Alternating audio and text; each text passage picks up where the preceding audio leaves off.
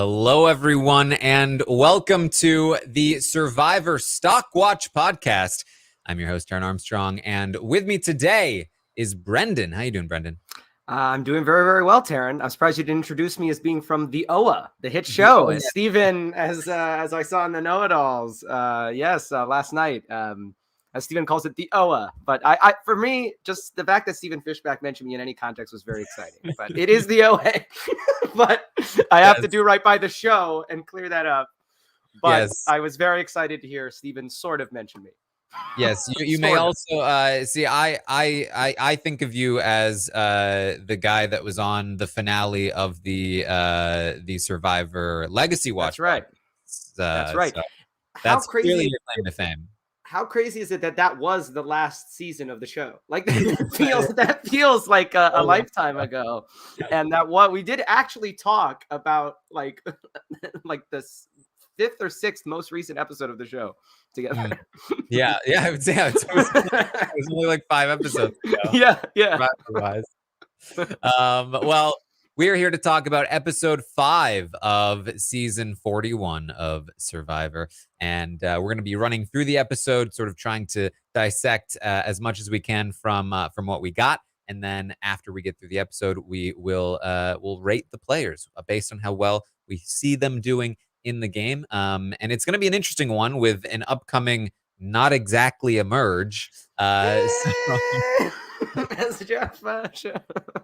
We'll have to figure out where to go with that. But Brendan, how have you been liking the season so far?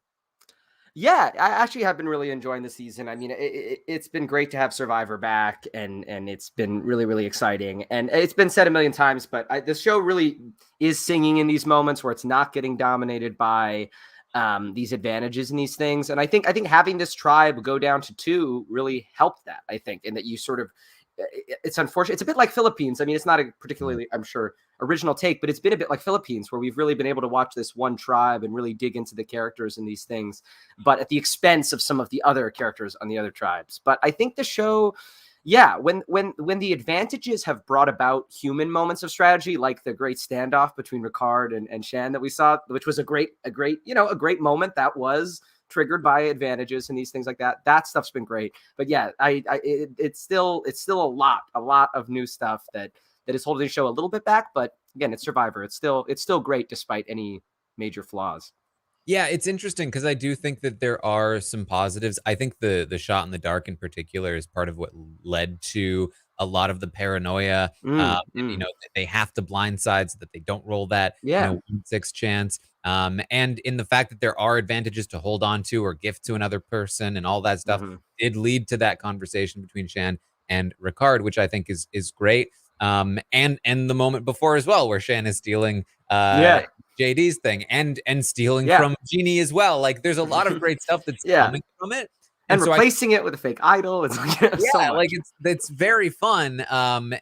So I can see why they're like throwing as many in there as they can, because it, every once in a while is creating a great situation for the episodes. But it does still feel very overwhelming. And for as much as for me, the main thing is I still don't understand how tie votes work with all of these extra votes, voting and stealing votes. Like, that's the main thing for me, because there have been so many situations where tie votes could have happened. Like, for instance, in this 3-person tribe, if Shan and Jeannie voted for Ricard, but Ricard held on to Shan's extra vote and used his vote and Shan's extra vote to vote for Shan or Jeannie, what would have happened?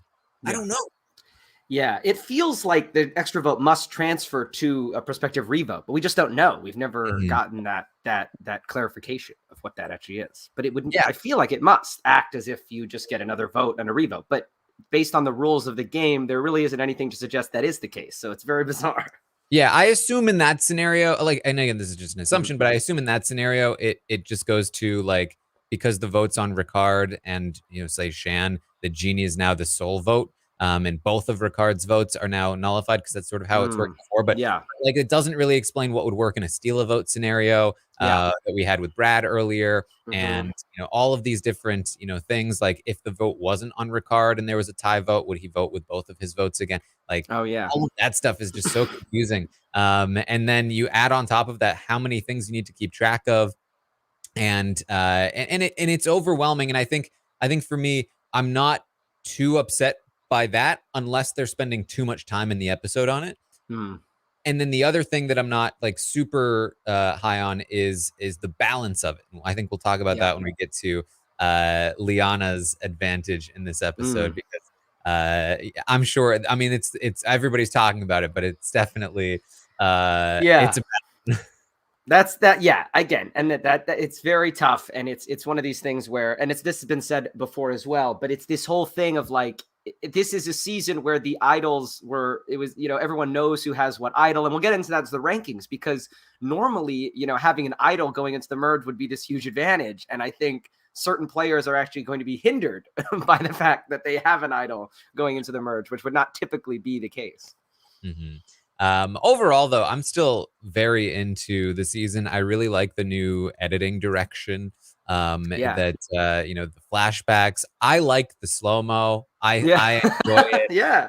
I feel like we're getting so many different sort of like character story moments where like they're talking about who they are as people and their history, and in a way that's kind of like relevant to what we're seeing. So I really feel like they've done a good job. You can almost tell, I think it's, I watch Big Brother a lot, and they edit those episodes on the fly, like every couple of days, and there's not a lot of space for creativity there. Survivor films seasons twice a year. They've been doing that for 20 years. They finally got a break to like sit down and like think of new ideas and think about how we want to like really, change things up and make things more exciting.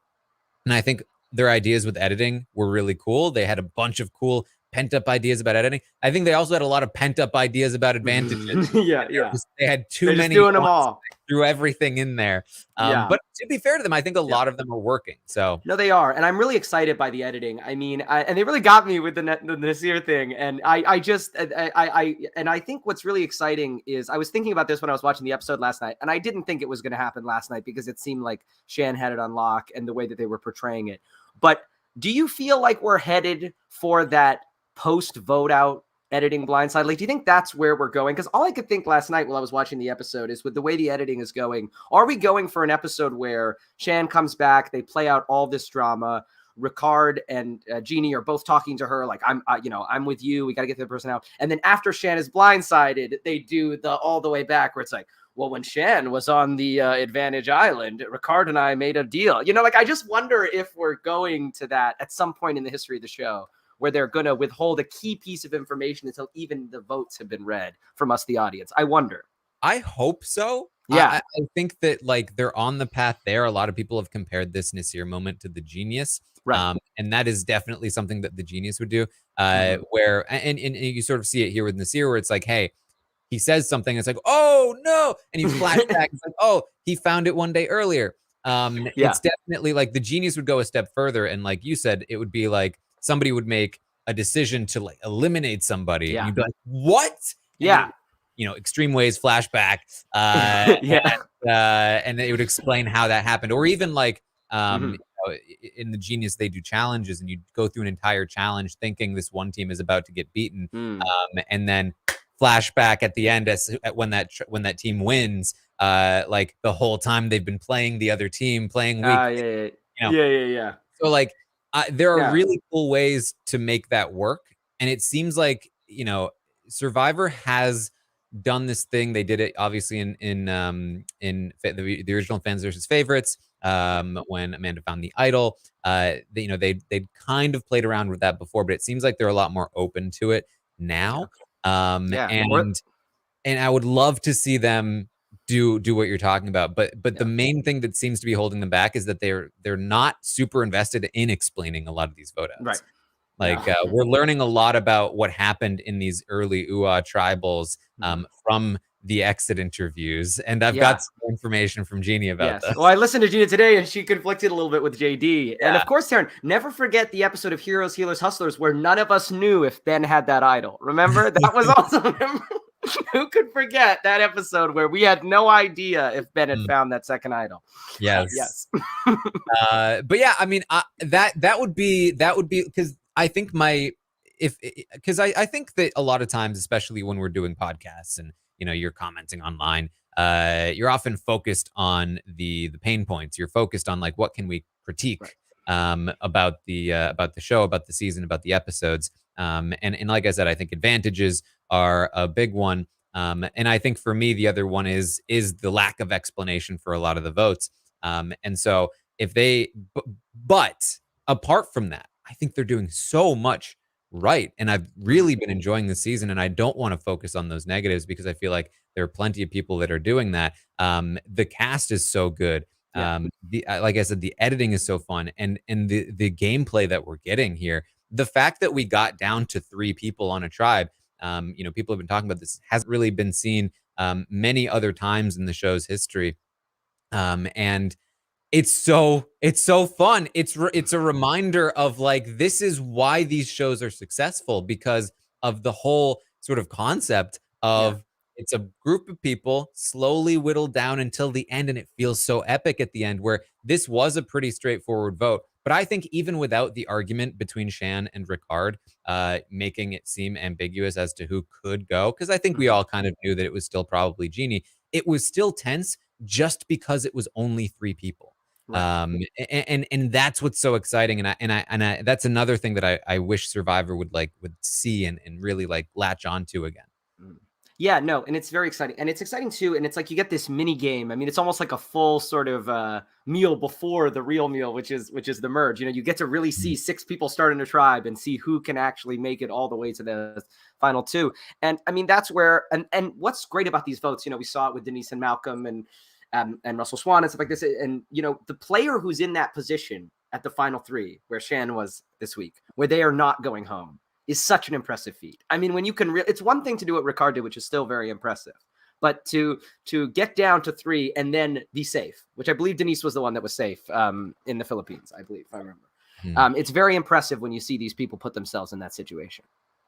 Yeah, it's made me think of an idea for a season. It doesn't have to be Survivor, because they have limited time with their episodes. But what about a season of a show like let's say it's Survivor. Let's say it's like Australian Survivor, where they've got like 90 minutes per episode. And it's 6-month season, so it's like they could do everything.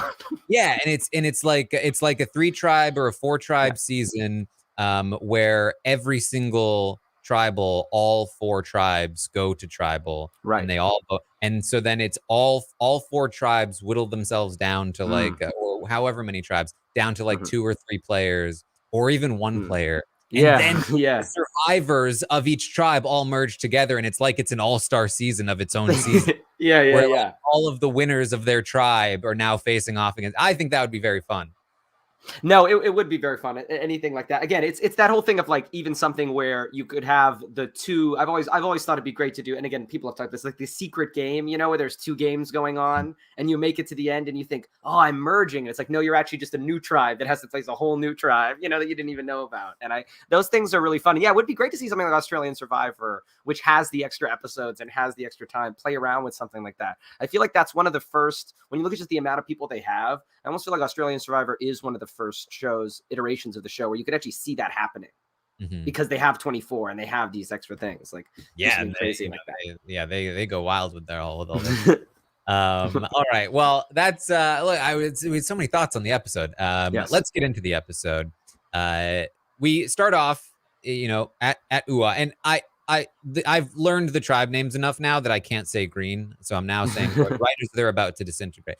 So we start at Ua, the green tribe, and Jeannie talks about how she was on the other side of a blindside the tribal before, which usually means you're at the bottom of the tribe, but she feels really good after the last tribal where they just voted out JD. Now, in exit interviews, Jeannie called JD delusional and said directly contradicted his statement about the previous tribal where he claimed that he approached Jeannie about voting Ricard out, but she wasn't down. She said, "Of course I would have been down. I was definitely down to do that. That's not what happened."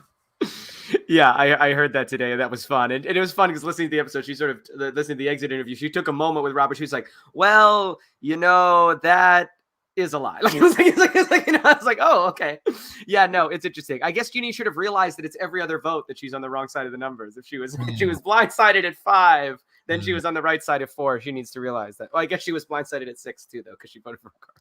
Yes. So she actually also explained that one. She basically confirmed Brad's story that in that first tribal, when it was a live tribal, Brad did come to her saying, "Let's drop the hammer on Ricard." And then she just literally didn't hear JD saying, "No, we're still sticking with Sarah." So she thought they were voting Ricard out in that moment and just voted Ricard out. I will say as well, in terms of like who's got the right side of this story, I'm inclined personally to believe Jeannie because she is very willing to admit her faults in like every other area, and all of these things. And it's also in line with what we saw in the episode. So it's I believe that maybe JD was maybe exaggerating a little bit.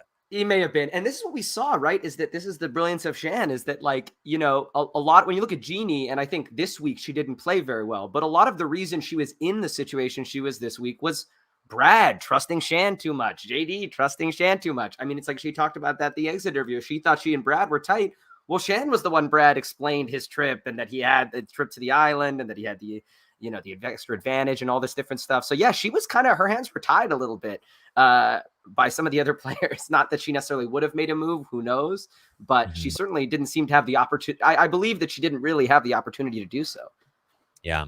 So she goes off looking for an idol, and she finds the Beware advantage. She says in exit interviews that this is her biggest regret. She played out of fear. She found this thing and she saw what happened to Brad, did not want to take it for fear of losing her vote here. And I think that's pretty fair. Now, I will say this. She knows that she knew about the extra vote. Everybody knew about the extra vote. And she also knew that Shan got the extra vote from JD. So she knows that Shan has the extra vote. So I imagine she's thinking, if I take this and lose my vote, then it could maybe be like a 1-1 tie if Ricard is voting me out and Shan is voting Ricard out. But then it would be Shan still being the sole vote, and so Shan wouldn't even really need to lose. It's really, if Shan is with her, she should still be good, even if she does lose her vote. But she probably feels like she wants to at least consult Shan. For me, I think the consulting Shan, not a huge mistake for me. Consulting Shan and Ricard was a little bit suspicious to me. Not suspicious. It was a little bit, I don't know if she was thinking in the right terms here by going to both of them, especially knowing that they're so close. I think if she confides in Shan alone, this might turn out a little bit better for her. Yeah, I think so. At the very least, she'd have a better sense if she was the kind of player who could read someone, right? She could actually talk to Shan one-on-one and try to get a read on if Shan is genuinely excited or what she's doing. When it's in a big group, it's kind of now this big group tribe interaction. And so I think it would have been harder for her to really discern if she could trust Shan or not. Not that she was necessarily playing that kind of game. But yeah, I mean, I think it's so tough, right? And it's the same thing with Ricard about whether or not he uses his, extra vote at that tribal to save himself. Jeannie was playing under the assumption that Shan was with her. And so she felt like she didn't need it, and that's just, she played really just had completely the wrong read. So it's tough to see, and it's tough to know, because it's that thing where we have all the information, and obviously Jeannie made objectively such a wrong move by not just ripping open that idol, but in her mind, she was fine, and if Ricard, if Shan had been closer with Jeannie and Ricard had not played the extra vote, we'd be like, Ricard, you idiot, so it's tough. Yeah, and honestly, it's hard to blame her for not opening this Beware advantage. I mean, they've gone through now 4 tribals, 4 separate immunity challenges where Luvu has not come close. They've not said their phrase once. There's not a lot of reason to believe that out of nowhere they're gonna now be able to say their phrase and find their thing.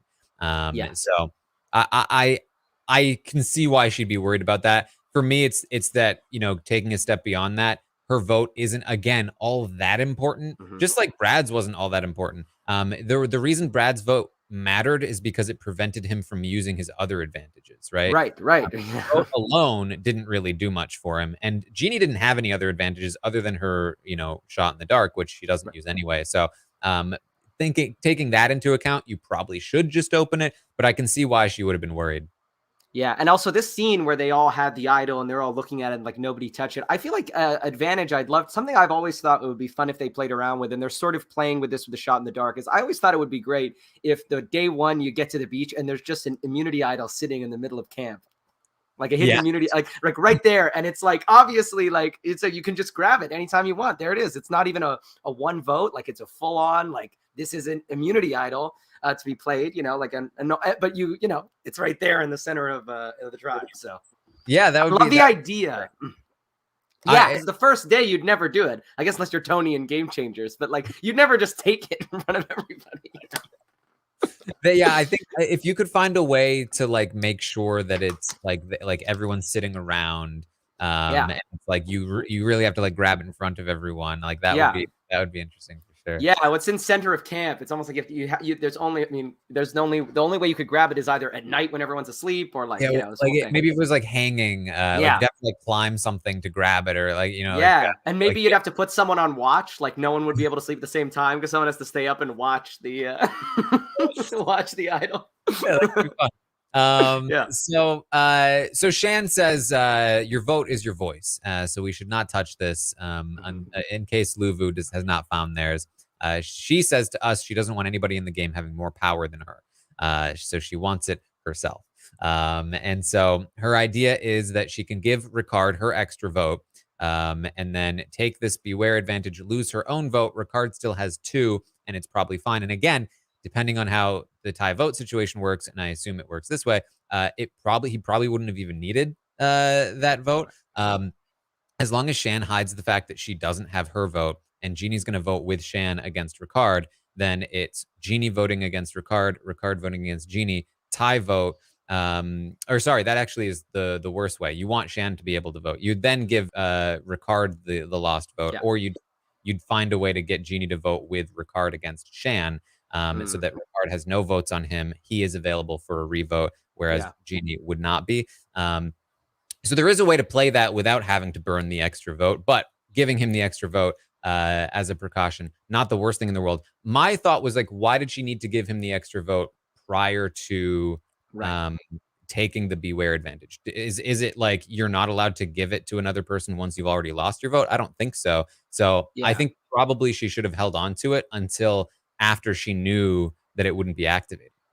Yeah, I agree. I think they talked about this a little bit last night. The note-alls, it's like, there doesn't seem to be a reason unless Brad losing certain privileges they spooked them. I don't know. Maybe they, because that was confusing to me too that week where Brad suddenly couldn't. Was it that he couldn't steal a vote because he didn't have a vote? Was that what it was, or something like that? Which kind of doesn't make sense actually. Like, shouldn't you wouldn't when you don't have a vote be the greatest time to use the steal a vote? But I don't know.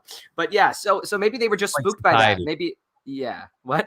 It's like society. You're a lot more capable of stealing other things you've already got. Yes, that's right. That's right. It's a microcosm of the life, and no. So that's the whole thing. Is it's like the rules there are unclear, and who knows? Maybe they were also unsure of what it was. But yeah, it doesn't really seem to make much sense till they get back to camp, and she knows that she's lost her vote. Yeah, under what it seems, that seems like it would make more sense, but I don't know. And then we get into another weird situation with the rules, because my thought was, well, how is Shan going to say her phrase without tipping Jeannie off? And I immediately thought, oh, well, they can tell her that they're doing it as a smokescreen to suss out if other people have it. And then I thought there's no way that they're allowed to do that in the rules, right? Because if that were the case, then and they genuinely didn't pick it up, and Shan said her phrase, like, what happens now? Like, does like Nasir and Xander go back to camp thinking they have an idol that works, or are they informed it Oh, doesn't actually work? Somebody faked the phrase. Then when Shan picks it up the next time and says her phrase, do they now can it work? But now they don't, why they would be like, why are we saying it again? We've already said it. We don't need to say it again. Like, it leads to a bunch of weird situations where like, who knows how that would work. So I kind of felt like it might not be in the rules to allow for something like this if they actually didn't have it, but perhaps because they did actually have it, it was in the rules. But if I were Genie, I'd be wondering, like, how does this make sense? How were you allowed to do this? And I'd probably be asking the producers, like, are you allowed to do this? Like, why are you allowed to do this? How would it work if it went this way? How would it work if it went this other way? That was a whole thing. And we but Ricard comes up with this idea that he wants to tell Genie that they're going to essentially fake say the phrase, but actually really say the phrase. And he tells us that that him and Shan are running the game, and that Genie is she's a spare tire that they're going to leave on the side of the road, which was, a little unnecessary. He didn't have to go that far. I mean, Genie seems very nice. I think Genie is at the very least a regular tire. Does not a spare tire, like a good solid regular tire. Not doesn't have to be left. Also, do you leave spare tires on the side of the road? Don't you leave the regular tires once you've replaced them with the spare tire? Why would you leave a spare tire on the side of the road? That makes no sense to me in any way. This is me just continuing to vamp as I wait for Brendan's internet to get back over here. But that's what's going on over on the Uwa tribe. And I mean, it was a great segment. Lots of interesting stuff going on here, of course. Stealing an advantage in idol, very fun. We head over to the Luvu tribe, and we open with Sydney having a segment here. She's catching a fish. She's talking about being like a provider, being somebody that catches fish. It's very disconnected from the rest of the episode, from even the rest of the segment about this tribe. There's no strategy in it. It's pretty much the only just like solely character focused moment in the entire episode, which was really strange to me because we've spent so much time on Sydney over the last 5 episodes. Not always when she's relevant. In fact, only a couple times has she really been super relevant to like the plot line. But we continue to go back to her, and it, especially in a spot where like this whole tribe, Erica basically gets no airtime, Heather basically gets no airtime, but we keep coming back to Sydney, which would normally for me indicate like this is potentially, a winner edit where she is having to be brought up in a spot where they're not going to tribal ever. But she also appears like she's kind of a villain. Maybe not like overly so in the episode so far, but I have noted over the last couple of episodes that she doesn't seem to be like the hero of the story here. So I'm very curious to know where Sydney fits, especially once we hit this merge, how she fits into the storyline, why we've focused so much on her. Is she just going to be like the big merge boot or something along those lines? And that's why they've been building her up, or is she like a long-term character villain? Even maybe a finalist. Who knows? Who knows at this point? I don't know. There's too many options, but that's what Sydney's up to. Danny is going to talk about how he is a little bit concerned about the gender divide in the overall. So we saw this in the in the preview for this episode, that he was talking about the gender. We were like, why does that make sense? Why is he talking about gender on his tribe? He's talking about the other tribes. It seems like a lot of men have been voted out of other tribes. Now we know that's the case over on Yasa. On the Uwa tribe, it's just kind of been, what it is, right? It hasn't been specifically targeted toward the men. On Yasa, it was, though. But it's something that Danny has noticed, and he seems to be concerned about it.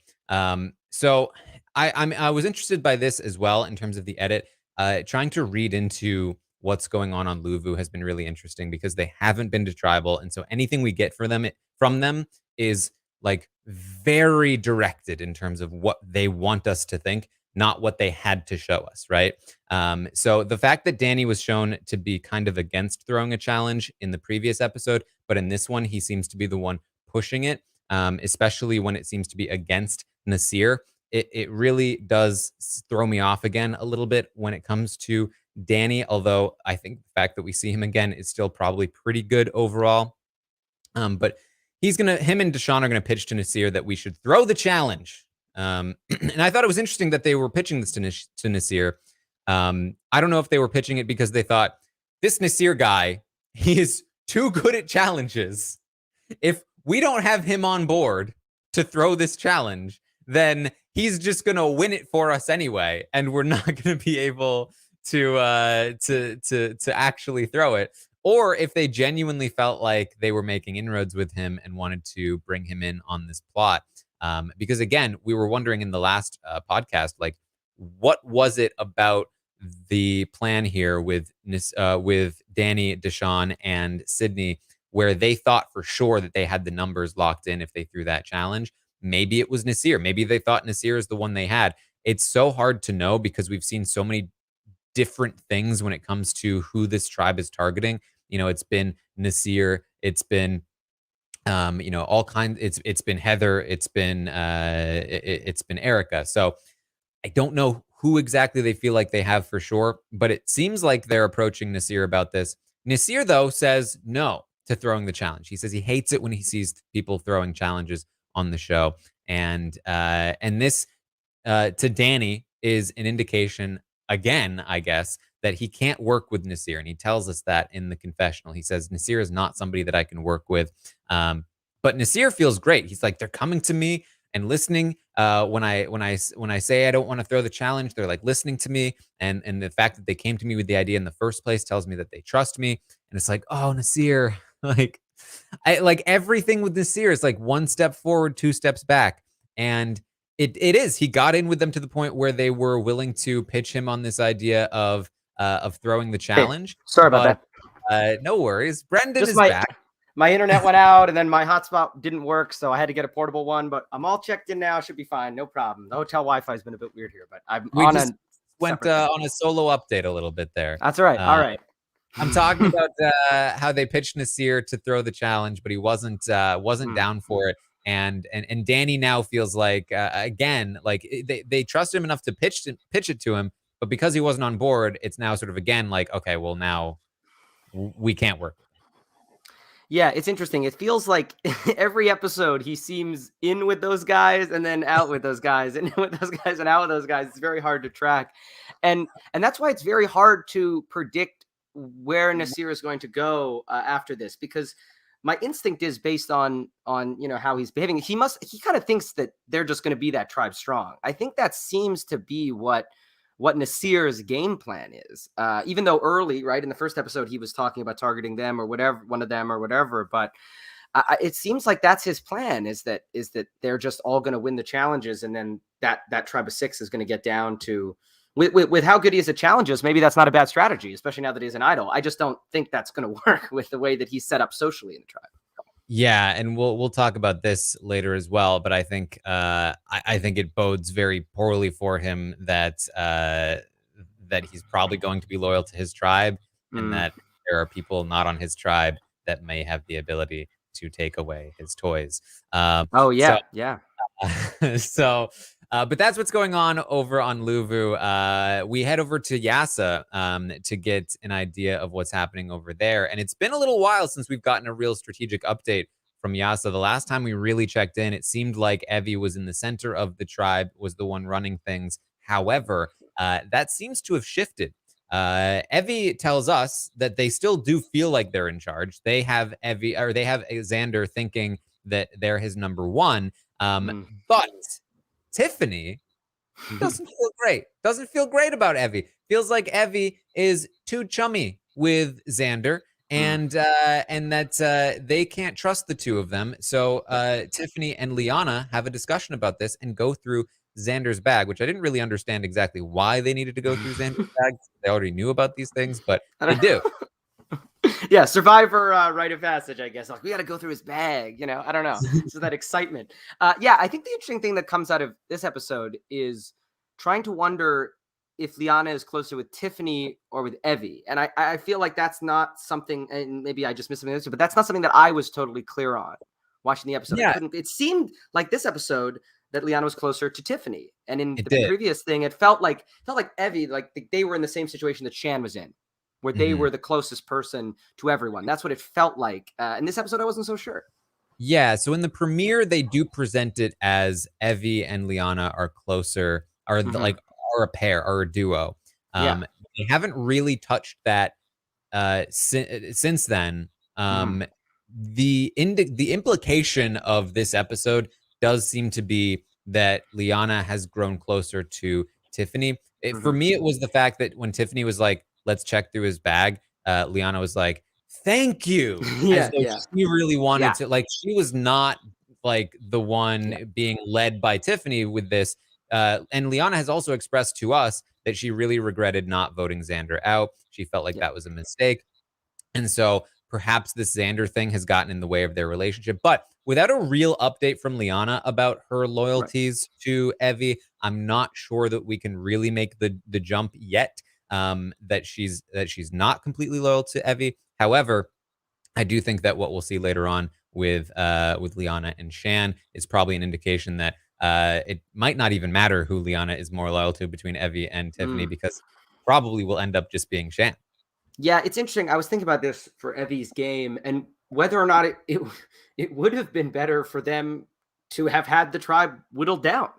You know, like it seemed like Evie was in that spot that they could have survived all that.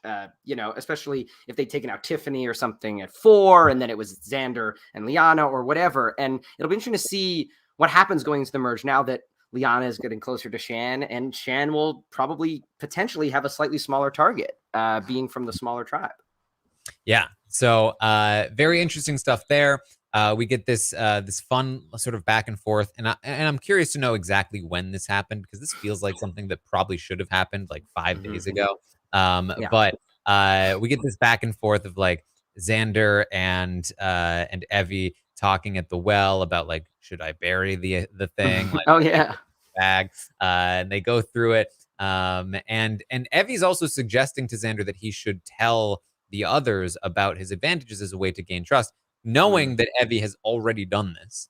And that they've already ratted him Right. out. So it's like him doing it. But he says that he only wants to tell Tiffany. He says he's sure of Evie himself and Tiffany, but he's not Mm. sure of Liana, which is the first time I've ever heard anybody speak as though they don't Mm-hmm. trust Liana, which I thought was interesting. Mm-hmm. So he does go to Tiffany and he tells Tiffany about the idol, but he pretends this is a key mistake. Yeah. And it's a double mistake because he tells Tiffany that he just recently found it.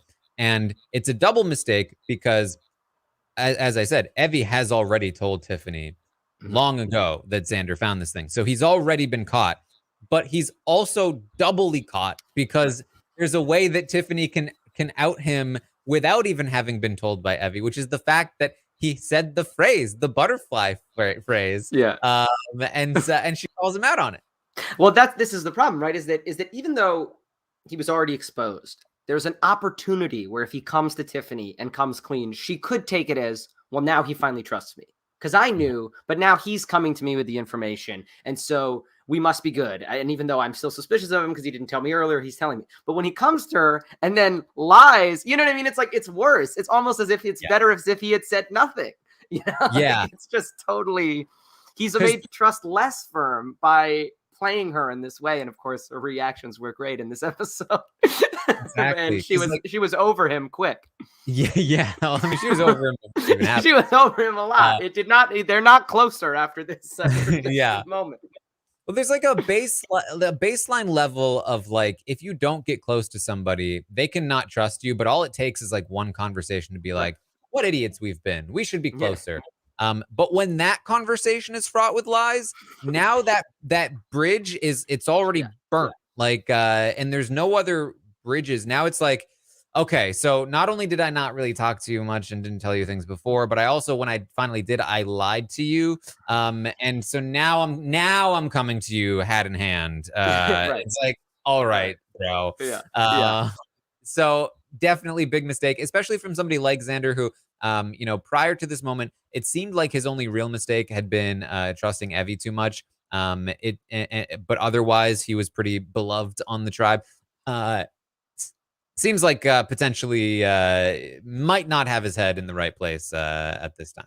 Yeah, and I would give him credit that him being suspicious of Liana is the right read. She wants him Yeah. out really bad. So we can give Xander some credit there for sussing out that the person who wants him out the most is Liana. But unfortunately for him, he might not be able to do much about that. I guess we'll have to see. But it's interesting storytelling. It's good storytelling from Survivor, because we had that thing where Liana was so upset that she couldn't take out Xander, and it felt a little bit like, oh, okay, all right, like that. It felt a little bit out of nowhere in that moment, and now we're seeing the payoff where she has this advantage now, and she can maybe make a run at him. So it's interesting to see some of those early scenes. We're starting to see the foreshadowing they were doing. Who knows? I liked Xander's. What Xander says to us is, after he gets caught lying, he says, she works with kids. It's her job, literally her job, to forgive kids. So hopefully she'll forgive me. Yeah, like, it was very. I feel like that's the opposite of like the fact that it's her job to do this. It's probably the opposite of what you want here. Yeah, it feels very like he wanted the Xander. Did you lie? Did you lie to the tribe? He's like shaking his head, Like, she's probably had He lots really- of experience of kids Yeah. pretending like they're sorry and then lying to them again and again and again. Yeah, that's right. Yeah, that's right. She's probably used to kids lying to her about butterflies. Exactly. Well, speaking of butterflies, we do get to the immunity challenge, and this is when we get the great moment in the episode, of course, which starts off with, and this is again like these are all very obvious. The fact that Shan is now saying the broccoli line that Brad has already said is so like, I can't imagine that anybody is thinking this is just a normal conversation, no matter how well they do it. But I do think they did it pretty well, and I think it also helps that this is what Brad said about broccoli. Yeah, we ain't got no rights. Yeah. Oh, sorry, Brad. Oh, I'm sorry, Jeff.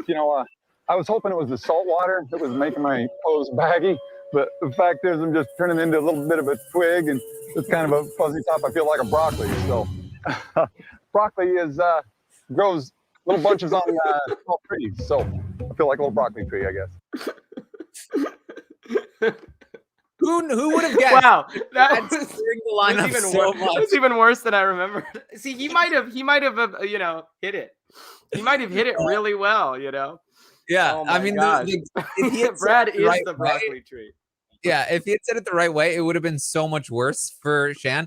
But Shan gets to say, She's vegan. She's losing her mind. She thinks Yes. everything's food. Yes, I was like losing my mind. I didn't realize it until just now, but broccoli are just small trees. it's Okay, actually there you go. How hard was that? How hard was that? Brad gave like a full monologue. He was like, that was like unbelievable. I feel like a little broccoli. I am a broccoli tree. And then he was like, broccoli grows on trees. Wow, that was even more detailed than I remember. He said everything about broccoli but what he was supposed to say. Yeah. I mean, Ricard really nails this as well, and the fact that Ricard is taking the lead on it, I think, really helps. Although it does definitely, the downside to it is that anybody that knows this phrase is coming, it's now very much broadcast the fact that he was in on it, and that he knows about it, and that they're that close, right? You'd assume that anyway, based on the fact that they're the two people remaining from their tribe. But you can't even play it like, oh, I have an idol and he doesn't know, because he helped her say the lines. But he continues. I thought this was brilliant. We're a little rough. I think, we're all just trying our best. We have no rights. He was talking about ladybugs being his dead relatives or something. Actually, I said I truly believe that butterflies are dead relatives saying hi. Oh my goodness, we're all going crazy. Saying it's ladybugs, so that Xander immediately knows what he knows. Oh no, actually, I said butterflies. Yes. Our dead relatives. No, it's really brilliant from Ricard. And imagine if someone was trying to do this to Brad. Like, what were you saying about trees? He'd be like, I have no idea. Like, he wouldn't even. I'm a little broccoli. Yeah, exactly. They were like, what was it? What was it that you were saying, Brad? He would have been like, I have no idea. No, this was really smart from Ricard. And that has been a fun aspect of this twist, because in the early part of it, it was like, wait, so they're going to have to like say this exact same phrase every single time. And it seemed like it was almost going to just be like absurd. And it has been fun to see the way the castaways have worked around that and have sort of come up with new and interesting ways to keep it going. And probably Survivor never thought it would take this long. They probably assumed that it would be found sooner, but it's been fun to see the castaways sort of work around that in different ways. Yeah. So then we get to this because we're expecting that, okay, these obviously these two are going to say their lines, but then nobody else is going to say their line because Luvu hasn't found their idol, and Jeff is about to and it works out perfectly the way it happens. Yeah. Because Jeff is about to continue on, and then Hi, Jeff. Jeff? I am as confused as a goat on AstroTurf. Yeah. Yeah.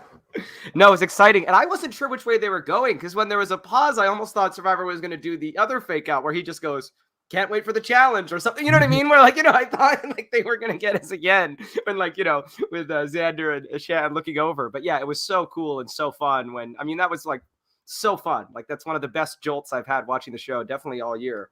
Is just that fun of realizing, they did find it. It's exciting, especially Nasir, who's so lovable, like the perfect person to be like, yes. And let me say, because when I rewatched this, it was almost more exciting the second time. Like it's such like it just pumps you up. Just it's like, and with the music coming in there at the end, right at the end of what he's saying, you can already hear the music coming in that they're gonna go back, which is really fun. And so we flash back to Nasir finding it. He talks about how his daughter makes him find idols on a daily basis, which is like, it still took you 9 days, but to be fair, it took him 9 days to find it in the backyard too. Yeah, probably. So he it's such a fun moment, and he makes sure to say like, he's loving this game. It's hard work. But hard work pays off, and that's again, I feel like that's such a key component of Nasir, like who he is, and it's why I think that you're right that he is somebody that probably will stick to the tribe, right, and be loyal and be a hard worker, and like I've got an idol, and I'm going to use this to help the tribe potentially, and I'm worried about that because of again the future advantage, but. We come back to the challenge, and I thought this was interesting, at least in terms of immediate foreshadowing. We get 4 reaction shots when we come back from the flashback after Nasir says his line. We get Nasir grinning, like, I said the line, I got an idol. We see Shan like kind of like, oh, yes. Oh, yeah, that's a great line that you just said. And Xander's like, oh, I finally got this thing. The 4th reaction shot is Liana looking annoyed, looking like... Right. Because she knows that all these got activated, but I thought it was interesting that they ended on a Liana reaction shot, considering the fact, of course, that she is going to be able to steal one of these idols, and I imagine she's going to. So worth noting. Yeah, absolutely. So we get to the challenge. The challenge was fine. We see some slow-mo shots, and Uwa is going to lose yet again. And Yasa sends both Shan and Liana over to Advantage Island, Ship Deal Island, whatever they want to call it. Yeah, it'd be interesting to know more about how they arrived at that decision. I feel like we didn't get much about why that actually happened. It would be interesting to know. That's the thing for me, is that like we see so much about like finding an idol, why they found it, how they found it, how they obtained it, or even like we're stealing it. But when it comes to these like super massive powers, like this is the biggest power in the entire game. It's one of the biggest powers they've ever introduced into the game. It's like being able to steal a star in Mario Party. Like, it's way better than just getting a star. So, but so the fact that it just kind of like, boop, it's Liana. Like, but why? Like why they kind of explain like they wanted somebody who hadn't been there before, which is like, okay, so they chose Shan, and but I have to imagine there was some kind of forethought with Liana, because when she gets there, she's kind of like, hey, I've wanted to talk to you. Shan has wanted to talk to her. So like, I would love to have gotten a flashback about like Liana, or even just ahead of time, just like Liana being like, hey, if we have a choice, I really think I would like to go. Like, wait, how did she plant those seeds? Did she plant those seeds? How did this happen? Because it's such a huge thing that she's going to end up getting this power. And especially if this relationship also is as important as it seems like it's going to be, I would again want to know like how this happened, you know? Yeah, it's interesting going back to what you're saying. I wonder if, I mean, again, we don't know, this is all speculation, but I wonder if her decision to go was based on Xander's idol activating. You know, not that she knew that this was going to be the power, but she may have felt like, okay, you know, Xander now has something, and maybe she pushed, maybe not aggressively, but pushed to be the one to go because she thought I gotta get something now. You know, I don't know. We don't know. It'll be interesting to know how much agency she really had in that decision. I mean, it probably was just a matter of, again, like you know, she was the only one that hadn't gone to a thing yet. But again, like, that's kind of why this is a kind of a lame way to obtain powers in the first place, because when it's like, when it comes down to like who hasn't gone, you know, and like that's less fun even than somebody finding an idol, which was already not that fun. So we get to Advantage Island.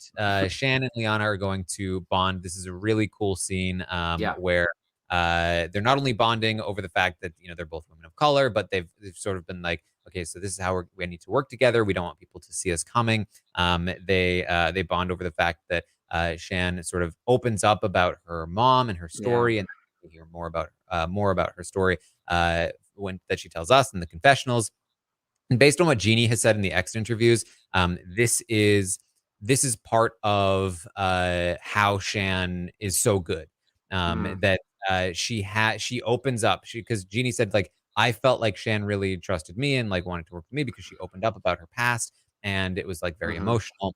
And so like, this is Shan at work, I guess. And it's not to say that it's like not genuine, because I do think this was very genuine, and Shan tells us that it's genuine. But this is why people feel so good about Shan, because she is so good at just at being able to be open on a personal level, while also making sure that her head is straight strategically. Yeah, that's exactly right. I think it's kind of like what you just said. She's so good because it is genuine. You know, she's not this totally conniving villain where she's not like making up these kinds of stories. She's not, you know, using it in a really manipulative way. She is just connecting with people and finding things that she connect with people on, and allowing herself to genuinely open up in that way. And so it's been really great. And whether or not, you know, getting to edit thing, but like whether or not they're giving her an edit because she's the winner, because she's a big character or whatever, she is one of the big people that we've gotten to know. And I do love, she feels so vital to the season, no matter what happens. And it's been really fun to see the way that they're letting us get to know her kind of gradually.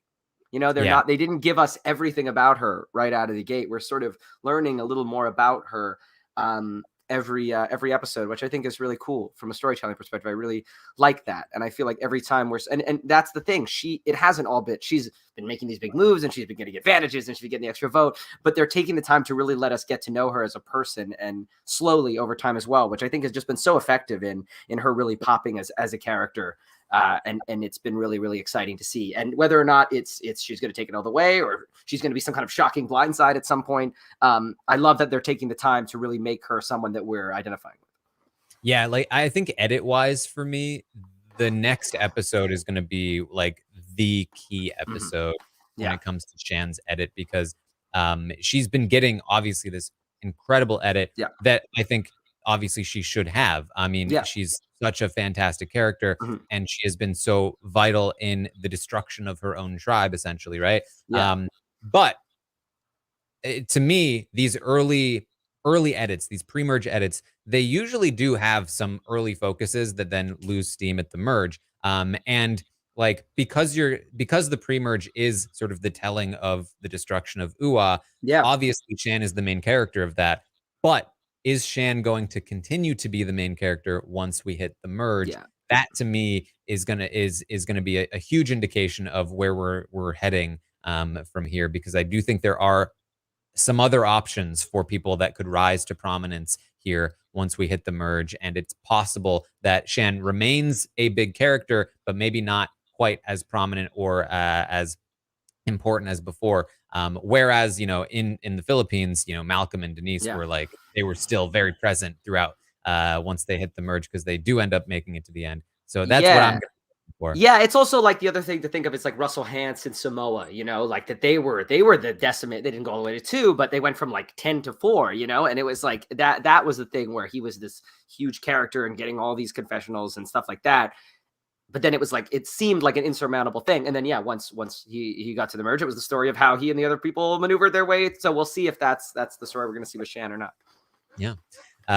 So Shan offers the advantage to Liana. Now, obviously, there's reason to assume this is just an extra vote. They've done this twice before, and both times it's been an extra vote. Obviously, it becomes a lot more valuable than that. Yeah. I mean, could you imagine if Shan had gotten this? And I do think there's a scenario where Shan could have gotten this by being like, hey, I'm in a 3-person tribe. I could really use the extra vote to help me survive. Would you mind giving it to me? But and then, man, if she had ended up with that and had I almost wish she would have known. I almost wish she would have known, because I feel like if they got there and Shan would have known this is what it was, she would have worked her magic. I guarantee you, she wouldn't have been able to resist, right? Like she would have totally done that, and she would have been like, "Oh, Liana, this is so great that we bonded, and it's got to be me, Ricard. I don't trust it. You know what I mean? Like there's a million things she could have done to obtain that, which I think would have been fun to watch. I think she would have definitely gone for it if she would have known it was this, for sure. The nice thing is she bonded with Liana and might be able to use it to her advantage anyway. And here's the other reason why I think it, because I think that this is obviously lots of complaints about this advantage. I think there's an easy solve for all of it. And I think it's what you just said. I think if they knew what the advantage was, both of them, then first of all, Shan now has incentive to go for it, and because it's so valuable that it's like, okay, I want to try and get this. So now it's like, but obviously Liana would want it too. Now they both want it. Now it's an actual choice, an actual risk of like who's going to get it, where they have to decide. And because it's known because somebody knows what this is, that's not the person that has it. It's possible that this information could get leaked as well. And I think this advantage that we'll talk about very soon works a lot better if other people know it exists. Right. So I think that it's just a small thing to tell them both what it is. Solves a lot of potential issues. Well, there's a really exciting scenario. It's funny, you just talking that made my mind go to this scenario where if you knew it was coming, then you could give your idol to another player before tribal. If you're like, okay, a tribal, Liana is going to ask for my idol. And that would be, I think, an even more incredible moment than the one they're trying to go for, which is, you can't lie. And they're like, I don't have an idol. And they're like, you had it this afternoon. I know you. And he's like, I don't have it anymore. What do you want me to say? Like, I don't have an idol. It'll be amazing. Or you have to trust the person you gave your idol to. Right. Because then if they vote you out to keep the idol, right. And then you get voted out anyway. Imagine if Shan knows this exists and is like, okay, I'm going to give my idol to Ricard to hold on to. Then, it's obviously this doesn't seem like it would happen with Liana right now. But then Liana is like, hey, Shan, do you have an idol? And Shan's like, I actually don't. Failed. But then Ricard has orchestrated a blindside on Shan, and Shan gets voted out anyway, so he can keep the idol. Like lots of fun things that can happen here. I feel like if they know that this thing exists, it's called the knowledge is power advantage. And ironically, if other people knew about this power, it would be better. Yeah. So. Yeah, and look, and on a normal season where you didn't have to go through all these hoops to get the idol, it's a little bit better because you think, well, you can only do this if you on your own or through another player's massive mistake of telling you or telling everybody. So then it would be different. You'd be able to track it more. You'd be able to go, okay, well, so and so messed up because they told the wrong person and all this different stuff, but that's just not the case this year. It's like you said, it'd be interesting to know if in this moment anybody doesn't know, like when you talked about at the challenge, like was there anyone at that challenge who didn't know what was going on? Eric I mean, and Eric and Heather. Yeah, I know. Yeah, who knows? Yeah, that's the thought. So first of all, Liana says that her individual game is going to change when she hits the merge, sounding like she's willing to go off and work whatever she's going to work. She opens up the advantage that she gets, and it's called the Knowledge is Power advantage. This is what I read from the paper, right? You're allowed to ask one player either of the following two questions. Do you have an advantage or do you have an idol? The player cannot lie. Obviously, we saw Steven had a big issue with you can't lie. And I've seen other people with this issue as well. Yeah. I think this is just bad phrasing on their part, personally. Like the idea of not being able to lie about it, it's less about that and more about like if I catch you with an idol, I get it. Whether you lie or not, it's kind of irrelevant. Like production will say like you guessed correctly. Right. But if the answer is yes, the advantage or idol becomes yours. If the answer is no, you receive nothing and the advantage becomes powerless. If the player has more than one advantage or idol, it's up to them which one they give you, and they do not have to reveal they have more than one. You must share this information with them, it says. And it says that if there are any limitations to the advantage or idol, they must share that information with you. It says you can only ask one player one question one time. The question must be asked at tribal council before the votes are cast. The shot in the dark does not count as an advantage. And the last advantage can be used is when there are 6 players remaining in the game. So it has to, the particular part here is can't be used on shot in the dark, has to be used at tribal before the votes are cast. So you can't just go up to somebody at camp. The big question about this is, can you use this on someone as they're playing an idol? That's what I wonder. Because now the way I hear that is an idol after the votes are cast. Oh, it's before the votes are cast. Sorry, I misread. Okay, that makes more sense. Okay, yes, that's how they got around that thing then. Yes, okay. Yeah. And I'll say again, I think to your point before, where this works a little bit better when you don't know where the idols are. So let's briefly talk about the balance of this, right? Because we've talked about how the beware advantage, the 3-way idol, it sucks. Like it's you open. This is not an advantage, right? And it prevents you from voting, which prevents you from using any other advantages. And you have to basically publicly announce the fact that you have this idol. There's basically no way to hide this because you're relying on 2 other people on 2 other tribes to keep this information a secret and not tell their allies, because if they tell their allies and their allies know, and then other people now know idol, they have no incentive to keep your secret a secret. So it's basically always going to get out, especially if something like the situation with Brad happens. Like there's almost no way this remains a secret for everyone, right? So you have to publicly obtain an idol after not being able to vote on a 6-person tribe. Which again, even worse than that, not being able to vote prevents you from using any other advantages that you might get. Incredibly bad thing to have happen to you. Yeah. But at the very least, maybe you're able to get an idol from it, even though everybody knows about it. And then they introduce an advantage where if people know about your idol, yeah, exactly, they can not only nullify it, but steal it from you, where you're now gifting your opponents your very hard-earned idol that you just spent 5 tribals of not being able to vote, not being able to use any advantages, having to make a fool of yourself at challenges. You finally Brad did not feel like a broccoli tree for nothing, man. He didn't become the little broccoli tree for nothing. And you have to just hand it to somebody else who just went to Advantage Island and got a thing handed to them with no risk, no real risk at all. It's it's absurd, the balance of that. But even worse to me is that the balance for this power, the knowledge is power advantage, how the idol nullifier that we've seen before, the way that it functions was already pretty overpowered in some way, but the thing about it is that like you can't use it unless you know about where an idol stands, and the thing about that is that because of how idols normally work, you pretty much only the people that the only people that would know about where an idol is held are the people that are close to the person who has the idol, right?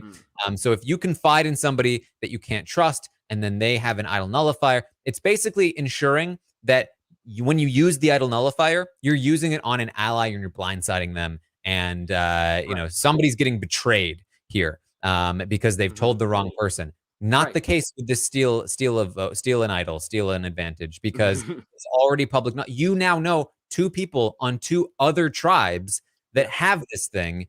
There's no social consequences to using it. If Liana wants to, she can say, and here's where it's really bad. And I think it's particularly bad for Nasir, and it might not work out poorly for Nasir based on how the edit is playing out so far. Maybe it'll be fine, but it should work out poorly for Nasir based on trajectory of where we're heading. Luvu goes into a merge, whatever this is going to be, with 6 players. Ua and Yasa go in with 4 and 2. And so, normally you'd probably end up with like a 6v6 kind of situation, maybe with a couple flip-floppers in between. Maybe a couple of people from Luvu have flipped because they've never gone to tribal and they're not super loyal to the tribe. And so Luvu is in the minority now, and their only hope is for Nasir, who has this idol, to play it on the right person, and that's how they can somehow survive. But Liana has a steal an idol, and she gets to take it from Nasir at tribal, and now they have nothing to protect themselves. And of course, she's going to use it on him. She has no relationship to him prior to this. He's on the other side. There's going to be no social repercussions. There's no betrayal involved. She just knows because he said the phrase. It's bad on every level.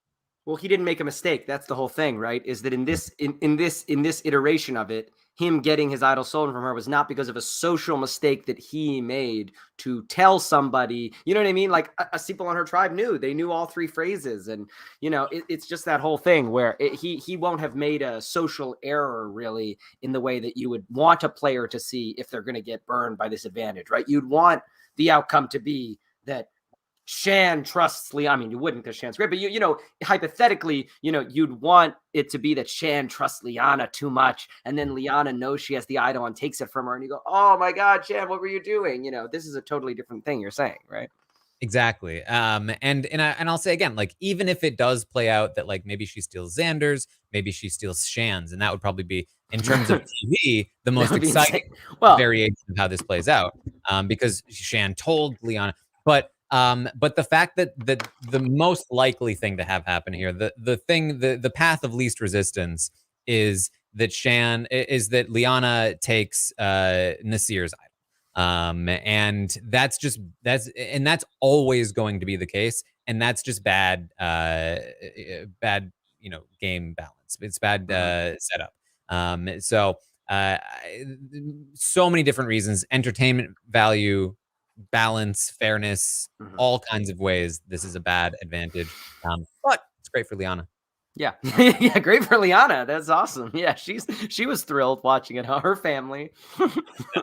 She tells us she doesn't trust Xander, and this advantage gives her everything she needs to snuff his torch. Again, implying that she's going to use this on Xander.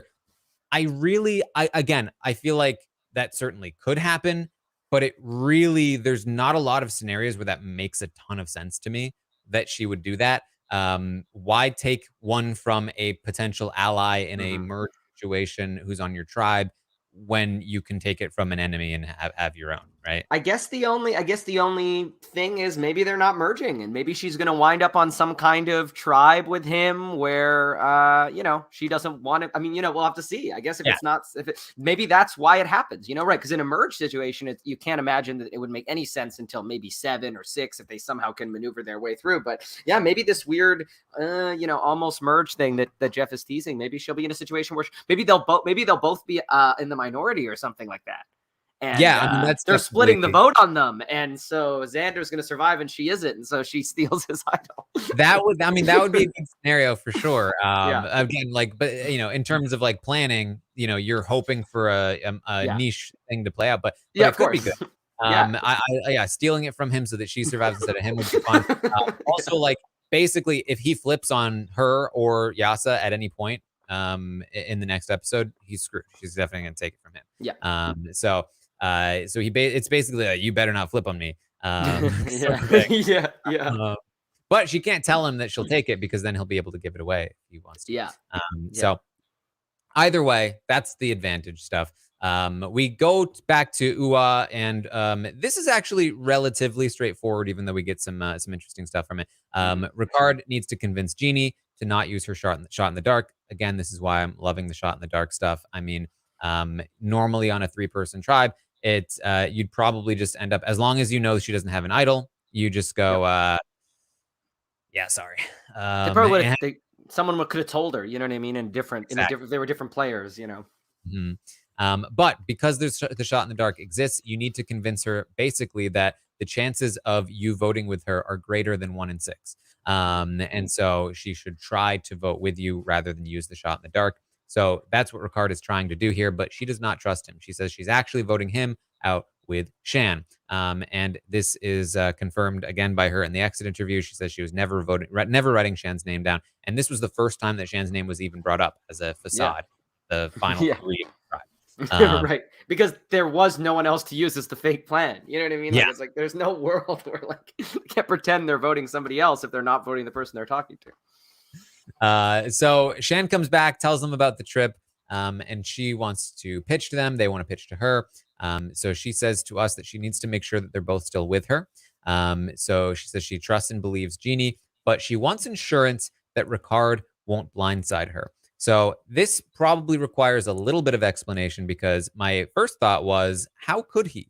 Like if Shan and Jeannie vote together, then the best that Ricard could do with an extra vote is tie it up. Where again, I would assume that the tiebreaker rules go against Ricard in that spot. But it actually does make a little bit of sense here, because that's not what Shan intends to do, right? Shan intends to vote Jeannie out. Jeannie votes Ricard out. So Ricard, with the extra vote, could place 2 votes on Shan to make it a 2-1-1 vote to take out Shan. So there is a theoretical world where it's possible that Ricard does this, and that's what Shan's worried about. And notably, she said to Liana on Advantage Island, hey, if I get voted out, Ricard is not to be trusted. Clearly aware of the fact that Ricard is a player, somebody capable of doing this, whereas she doesn't think clearly that Jeannie is really that capable of doing it, or going to do it. So I can see why she might have thought that it's possible that, it's possible that Ricard could do this to her. So she wants the extra vote back to prevent that possibility from existing, which makes sense on one level. My issue with this from Shan's point of view is that I don't think she's looking at it necessarily from Ricard's point of view. When I was trying to think about Ricard, and if it's like, because they always love to fake us out, and whenever they try to fake us out at the vote, I try to think about the players and what their actual incentives are. I couldn't find a single incentive for Ricard to vote Shan out here, especially if he has to burn his extra vote to do it.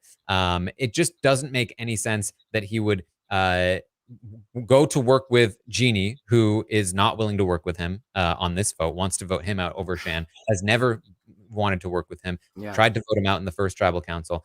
He'd have to burn his extra vote in order to make it happen, and now go into a merge with Jeannie, who doesn't trust him, and no extra vote, and no idol. Voted out the person with the idol. And Jeannie is not a bigger threat than him. She's a loyal, like not a huge threat kind of player. Like, it makes no sense on every single level. There's no no way that he would ever want to do this. It just, as a player who, you know, they talk about how he is strategic. He seems to be a very strategic player. A player like that, I do think you can kind of reliably predict in terms of, is it in his self-interest? No, on like every level. So I don't think she needs to ask for that advantage back and make this awkward in the way that it's made awkward.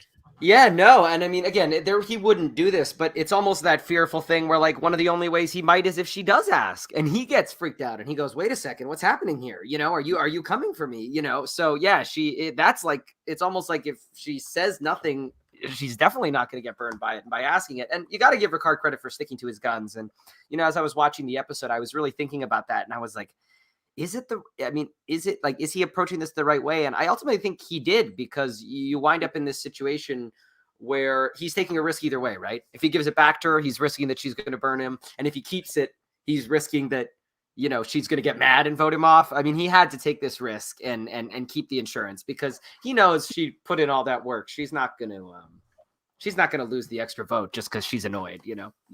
Yeah, I mean, I think he played this about as well as he could have, given the circumstances.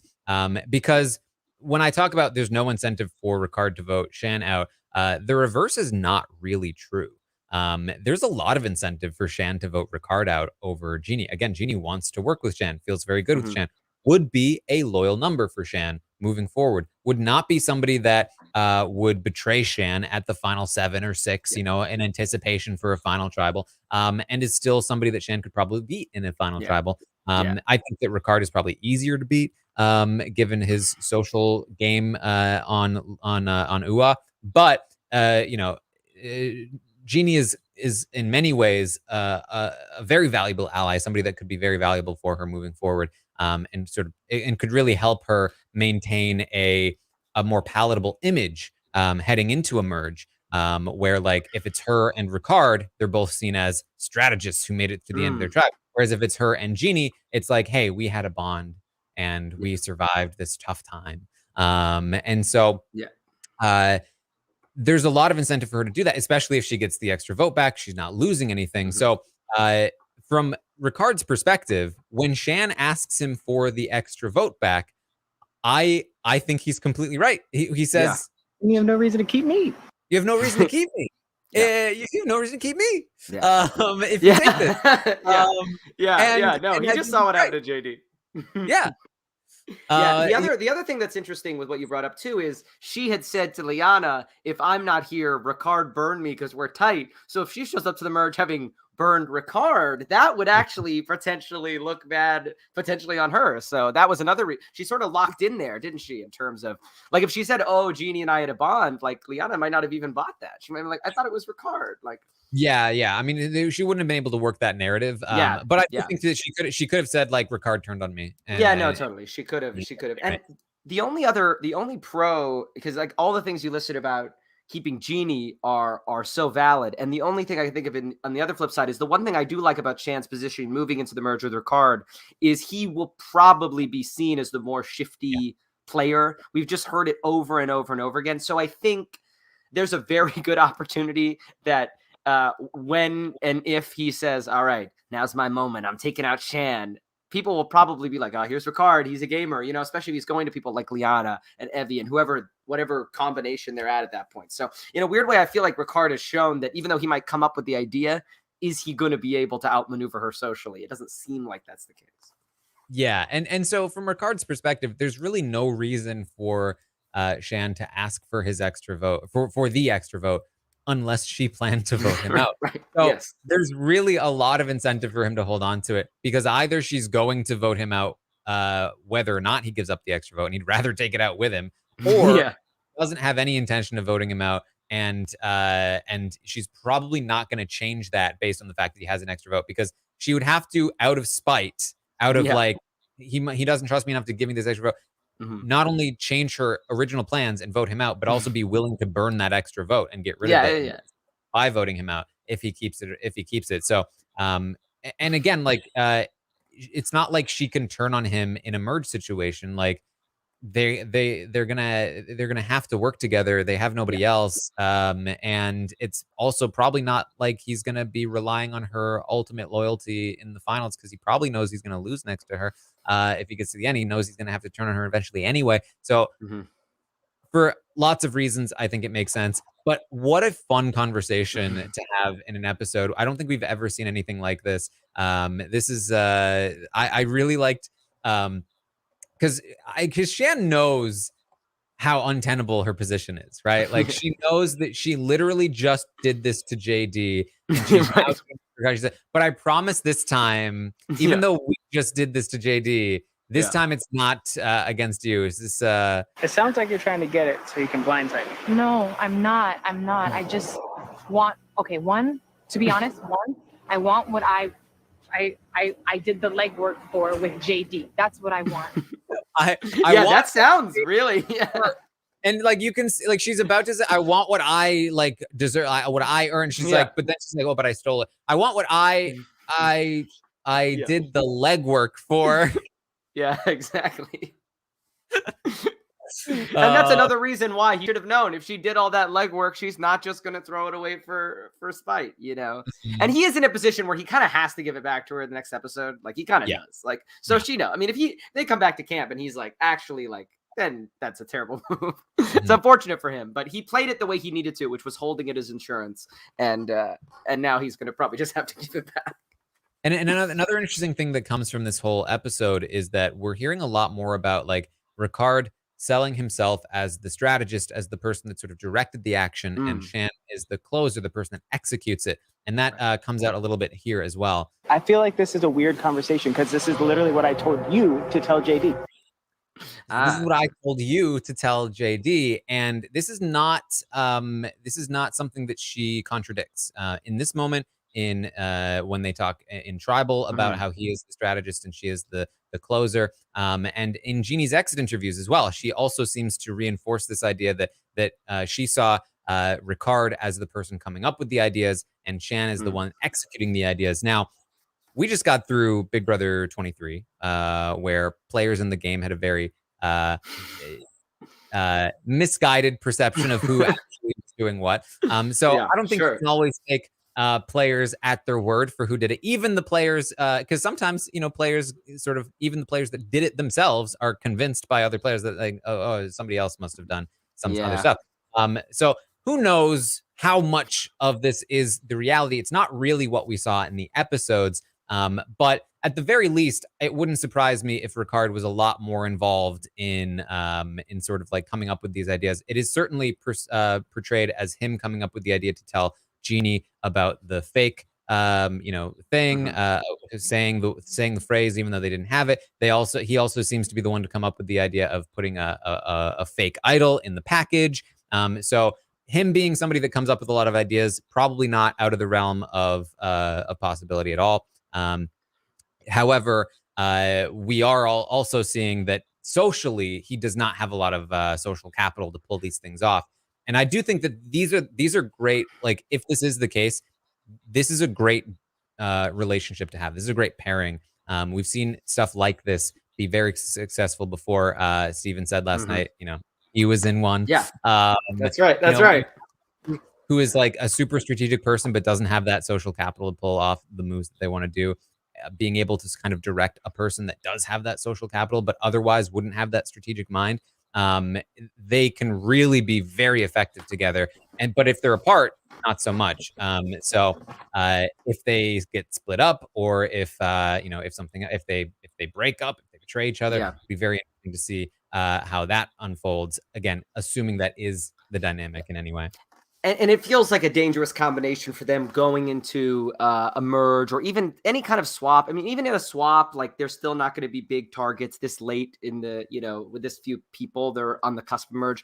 So that's a dangerous combo that they can work those two angles to sort of put the two larger tribes against one another. So, and maybe that's what Shan's thinking, is that it's early in the game, and as loyal as Jeannie's going to be, she wants to enter into this situation where, even though we've seen it work out often for Malcolm and Denise, for like Folafoa and stuff, you'd think, looking at it, that they're in real trouble, right? So she may feel like she wants to go into the merge with the strategic big gun that is Ricard, so that they can pull off exactly what they need to do to get the numbers. Yeah. So she tells us that it was a bad moment for them. That it was a tough moment, and she could easily vote his behind out. So the question is, does she bring the strategist or the loyalist? And she's definitely very good at giving these sort of like recaps of like, this is the decision, this or this. And she's been doing that for the last like 3 episodes. As we get to tribal, and again, this is when Ricard calls himself the strategist and Shan is the closer. Jeannie says that Shan is in the power position. She says in the exit interviews that she did think that the odds were higher that Shan would vote with her than the 16.6% chance of the shot in the dark working out. She felt really good about Shan, but obviously that is not the case. They vote Jeannie out. No advantages are played, and that's it for Jeannie. Yeah, no, and as we said earlier, it's tough. We know that Jeannie wasn't with Shan, and that's on Jeannie. That Shan wasn't with Jeannie, and that's on Jeannie as a player to not know that. But I can understand if she really believes Shan is with her. Why would she waste the shot in the dark when she's about to enter into a situation where she could be the boot at the merge? I mean, there's so many other scenarios where you can envision needing it and needing it, and that's the hard thing about. It's exactly the same as playing an idol, right? It's like you don't want to play it when you don't need it and then not have it, later. And you have to weigh that risk and reward in your own mind. Every player has to make that decision sort of on their own. And like I said, if this whole time Shan had been tight with Jeannie and she'd been playing Ricard, we'd be looking at him and going, what a fool. He had the 2 votes right there. She didn't have the right read. This is again a scenario where I would love to know exactly how the tiebreaker works. I have an assumption of how it would work, but if Jeannie rolls the shot in the dark, loses her vote, let's say Shan was on board with Jeannie, and so Shan votes Ricard, thinking that Jeannie is going to vote Ricard too. Ricard votes Jeannie, thinking that Shan is with him voting out Jeannie. Jeannie then loses her vote with the shot in the dark, but doesn't become immune, or even if she did, right? It should theoretically be a tie between Jeannie and Ricard. Jeannie would not be able to vote on the revote. Ricard would also not be able to vote on the revote, meaning Shan would then be the only vote on the revote, where Shan could then continue to vote out Ricard. And so I feel like unless you think that Shan is going to, in a similar spot of like Ricard not giving the extra vote back because you rolled your shot in the dark, now Shan is going to change her vote and vote out Ricard, or vote out you over Ricard because you rolled your shot in the dark. You should actually just roll your shot in the dark anyway, I think. Because like, would Shan really do that? Because now if Shan does that, she's voting you out and keeping Ricard after just having voted Ricard. Ricard's going to know that she was against her in the first vote. There's not a lot of incentive for her to switch her vote just because you rolled your shot in the dark. I don't think there's a lot of reason to be like, hey, you really screwed me over, especially if it's a given that Shan is that revote anyway. So again, without knowing exactly how those tiebreakers work, I feel like if you're Jeannie, you just roll your shot in the dark regardless. Yeah, but I think that was the whole thing of that speech that Shan gave. Is even though you're right, when you look at it, clearly it does not make sense. But I think Shan really was trying to hit that home. And who knows if she said something to the same effect back at camp where she was like, if you use the shot in the dark, you're really burning me. Like, you're really showing me that we can't work together. And it seemed like that's the angle she was playing. And I guess she was kind of able to make it work, even though, if you really look at it, it doesn't seem to be the smart play.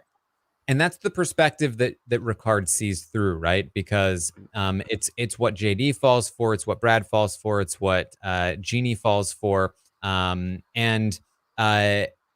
they think that they have to abide by Shan's what Shan says, right? Like Shan says, if you don't do this, how am I going to trust you? If you don't give me that extra vote, how am I going to trust you? Ricard understands that that's a veil. That Shan is going to do what strategically makes sense for Shan, regardless of how she feels. But I think because she presents herself as a very feeling person, people are expecting her. And, you know, the way that JD described Shan is that he saw her as somebody that was very paranoid and that would consistently go off about like worrying about things and that he had to calm her down. Ricard understands that he can do something that goes against what Shan wants and still survive Shan because it makes strategic sense for Shan to keep him. Whereas Jeannie feels like, I don't want to do something that would indicate to Shan that I don't trust her. It doesn't matter to Shan whether you trust her or not. It matters to Shan what makes the most sense for her in this moment, right? So a very interesting, I think, way of looking at Ricard versus Jeannie there. Yeah, and I think if Jeannie was the kind of player that could have come to Shan with a strategic pitch to take out Ricard, I don't know exactly what the pitch is off the top of my head, but if Jeannie had actually come to her with a really clear plan of here's why you don't want Ricard, here's why, I'm this and this and this, if she'd felt more urgency and more danger, maybe she would have had some kind of shot. And she just didn't really seem to make those arguments based on what we saw on the show. She didn't seem to really push Shan strategically. Because she's not. So that's the episode. We got through a lot of the exit interview stuff. There was a secret scene. It was not super strategically relevant. They were doing a drum circle. And Evie says they feel like the tribe really gets along. Tiffany also says the vibe is really good. They vibe really well on the tribe, which seems to be sort of counter to what they're portraying. Yasa on the episodes appears to be a very combative tribe where like it's very divided. Tiffany and Liana hate Xander, but they may get along a little bit more than is being portrayed in the episodes based on the secret scene, but who knows? The question is, how much do you factor Tiffany's drumming skills into today's Stockwatch? Does she get a point? Does she lose a point? She almost hit people? Who knows? All right, let's get into the Stockwatch here. Let's rate these players. There are only 12 players now in the game, but we will be rating 13 because we will still rate Jeannie. So let's I'll pull up the cast here. Here they are if you are watching along in the video, and we will start with Uwa again as they went to tribal council, and at the bottom of Uwa, of course, we have Jeannie. That's where I placed her. I think I was too generous with JD last week. I think I gave him the benefit of the doubt based on those X interviews, which I now believe to be a little bit exaggerated. I think JD probably should have hit that one. But Jeannie, I did give a 2 here. I mean, I don't feel like, I don't think she's like a terrible player by any means, but obviously in terms of this episode, telling Shan and Ricard about the idol, trusting Shan when she shouldn't have, basically did a lot of things wrong here. Now, it's a 3-person tribe. Like there's nowhere to hide. I'm not like overly faulting her here, but in terms of the decision points that she did have, she made the wrong decisions, and that's where she is. Yeah, it's hard. It's hard because you're asking her to do things that she wouldn't normally do. She's not that kind of player. However, I feel like I would give her a 1 because she had options this week, right? If it's a different thing where, because as we talked about, you can look back and you can say mistakes by Brad and JD put her in this situation where she was in a tribe of 3 and she had nowhere to hide. But she did find the beware advantage, and she could have taken that shot. She did have the ability to pitch Shan harder. She had the ability to pitch Ricard harder in that way too. She had the ability to do the shot in the dark. And again, even though we've had so much sympathy for her for where she felt, her read was totally wrong, and she missed all the possible outcomes. So that's unfortunately, I just feel like it was a week where I was like, they were right there. If she had had a better read, she had multiple avenues that she could have played, and it just feels like she let them all go by. So it's tough. Even though she's a good player and in different circumstances, she could have gone further. But it feels like this week that she did have somewhere to hide and she did have avenues, and she just didn't take them. I do think that's fair. I mean, there was definitely an out here. If she takes that beware advantage, it activates. She has an idol. She almost definitely doesn't go home here. She survives until the merge. Like, that's definitely a rough pill to swallow. but I think even more so than JD last week, who I do think, and maybe I'll look back at this week again and be more like, I was too generous. But I think on a 3-person tribe, there's so it put her in a situation where she was forced. It was like a forced error rather than an unforced error. It felt like so. All right. Above Genie, this is a pretty simple tribe at this point. Only 3 people left. One of them's voted out. We have Ricard. Now, last week I gave Ricard a 6. I felt like he was going to survive the tribe. But I was worried because he seemed to rub people the wrong way. And I, even though I like what he did here, I feel like we've heard more about his strategic acumen. He seems to be getting a little more credit there. His inability to have any social capital continues to concern me. I almost gave him a 7 this week. I almost went up. But for me, it's the fact that he still couldn't get Genie to even budge on her position of sticking with Shan. He had her all to himself while Shan was away and couldn't even make a dent in Genie. And you can be the greatest strategist in the world. If you are not able to make those social relationships, it's really going to be difficult for you. And so for that reason, I gave him a 6 again. Now, I do think that he has like 7 or more potential. I think that he's clearly, I'm more impressed by him overall in this episode than I have been in the past. So if he hits that merge and he makes bonds with people other than Shan, I will be very much looking for what he is capable of at that point.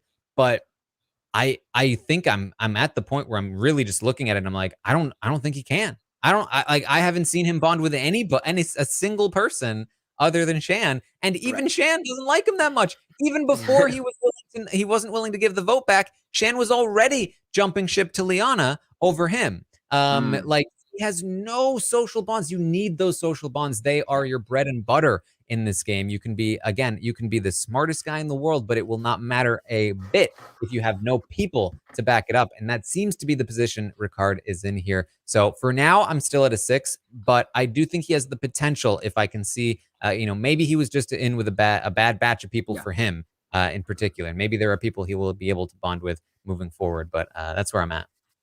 Yeah, I would be willing to go a little higher and go for the 7 because I do think he deserves credit for making it through a tribe of 6. And again, that's actually a good point about the Liana thing, which was not something I was thinking about that Shan was already kind of selling him out. But I do think the one thing you have to give Ricard credit for, and I'm only at a 7 because I agree with a lot of what you said, but the one thing I will give him a credit for is that he made the most important bond. And now how much of that was by design, how much of that was luck, but he was the one, right? He made the most important social connection, and whether it's strategic or social. So I'm interested to see what he can do given a new group of people. Can he find the correct person again to either convince strategically or not to survive? The way that he interacts could rub some people the wrong way, or it could, be exciting to some people. They might go, oh, okay, this guy, and again, I am not high on his chances for the win. It feels like he is going to be seen as way too big a player at a certain point. But based on how he navigated this tribe and based on the position he's in, I think that coming into, as much as he'll look like a threat, he's coming into this situation weakened. He's one of 2 people, and he'd have to play pretty poorly in the next few weeks to go home. I think he'd have to be really aggressive and really sketchy. And the fact that he survived this long in the tribe with Shan makes me think that he has some sense of how to not do that. Because I think if he was a truly messy strategic player, I think he would have been voted out at a certain point. Again, I don't see him pulling out the win. As I said, I think Shan is in a great spot with him because he'll probably go before her. But I'm willing to go 7 because I think he's a good player. I think he's navigated this tribe, and I'm willing to see that I think he's going to make it through the next few weeks. I really do, and then we'll see where he's at. It's very fair. All right, let's talk about Shan. I'm gonna have you start with Shan. Obviously top of the tribe. Totally. But what's the rating here? Top of the tribe, maybe top of the game. I mean, at this point, which is interesting. I'm gonna go 9. I think you got to go 9 with everything. The only reason I'm holding back from a 10 is just that she is going into a situation where she's down in the numbers. Now she's got an idol and an extra vote, but the positioning isn't quite there 100% for me to go, okay, 10 of 10. There's a million scenarios you can imagine where she kind of winds up on the ropes or has to burn one of these things. But there's really not much bad to say. She survived the tribe. Every exit interview that comes out, it becomes incredibly clear that she was the closest to everyone, that she was essentially running the tribe. This has traditionally been a good spot. Traditionally, going down the intentional matsing, it's that way for a reason. It's traditionally been really good to come into these things. You even look at Ko Wrong, when the beauty tribe was sort of the tribe, I believe, that had the most numbers or close to it. I can't remember who had the most. Maybe it was, I can't remember. I think so. That was a lot more divided, but they felt like that going into these things. And so you want to be the sort of lesser people, the lower people. And so she's in a great spot. And really what puts her over the edge is this Liana connection, because you're already starting to see the path to get out of it. You're already seeing the narrative that is similar to Malcolm and Denise, to these people where she's going to have an in and she's going to combine with somebody else. And so, yeah, it's a 9 for me. Again, in the same way I said about Ricard, I don't know if she's going all the way yet because there's a lot of game to play, but I think she's good for a while. I cannot see in a scenario where she goes home in the next few weeks at all. And the more likely scenario is that she winds up in a very, very good spot. Yeah. So for me, I gave her a 9 last week, and I was thinking about it, and I was thinking like I'll go with a 10, I think. But then I was like, but I didn't love, the asking for the advantage back, not getting it. I felt like that was a bit of a mistake, a bit of an error. So can I go a 10? But then I thought, you know what? Yes, I can go a 10. So I went with a 10 for Shan. All right. I thought, and the reason I went with a 10 here is that, was it a perfect episode for her? No. I do think, again, the Ricard situation was a bit of an error, and obviously now heading into a potential merge situation, things are fraught with it's fraught with danger. However, I think when you look at all of the accomplishments in this episode alone, she is fresh off of stealing an extra vote. She gets an extra vote. She then steals an idol, which activates, and she now has an idol.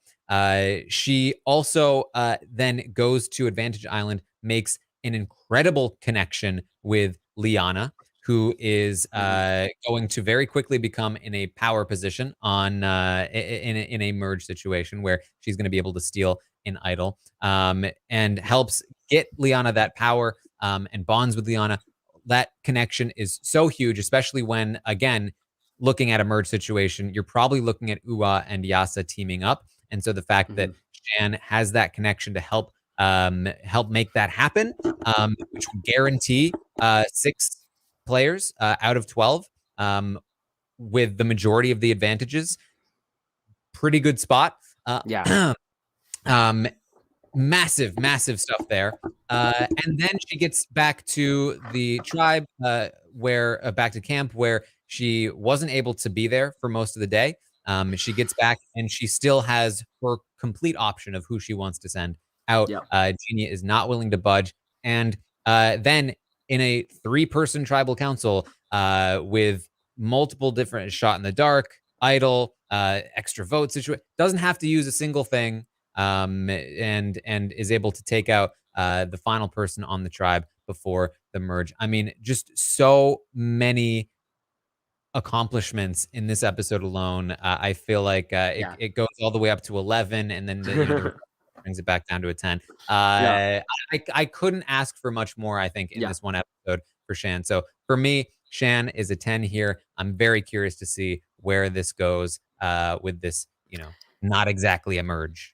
Yeah, no, it's going to be fascinating to see with you putting her to 10 the rest of the season as you do the podcast, because there's a scenario where she might stay there for a long time. Because if next week comes around and all this stuff we're talking about comes to fruition, you see her putting that block together, or whoever goes out kind of is a perfect situation, or if somehow she goes to another tribal and gets what she wants from this weekend position, you can't go down, so it could be a really amazing run here. Deserved, There's a little bit of like an episode to episode, like what has she done for me lately, right? That's true. Like that's if she true. hasn't, if she's just kind of coasting on what she's done before, I could go to like a 9 or I guess something. so, you could, yeah. Just because again, like it's sort of like a combination of like long-term prospects plus like what you did in the episode plus, Yeah. short-term No, safety. So. next week is really a fascinating week for her because she's no doubt been playing an amazing game to this point, and it feels like it's going to continue, but it'll be fun to actually see it play out. So there we go. 10 for Shan from me. Let's head over to the Yasa tribe. And I do have a bit of a shakeup here in these ratings, for myself at least, because I now have Xander at the bottom of the Yasa tribe, where prior to this, and it's interesting because I thought he'd be going up as time went on, because the longer, or the closer he came to emerge, the closer he was to getting his vote back, to being out of danger, to being able to potentially flip, to all this kinds of stuff. He got the idol. Yeah, and I mean he got an idol. He can vote again, and he's gonna hit a merge where his allies have no incentive to turn on him. He's heading into a better position than he was before, but I'm still further down on him because he screwed up. And one of the reasons why I was higher on him before is that once he gets out from under that huge rock he was under of that beware advantage, I thought he seems like a capable player. He'll be able to use the things that he gets in a smart way.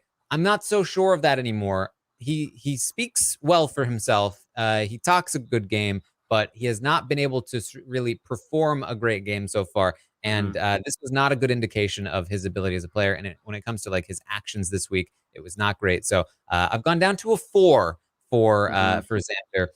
Now, I think, again, this is a situation where it could definitely go up once he hits a merge, and things change and he's in a better position. But this was definitely not even though it was in a lot of ways a great episode.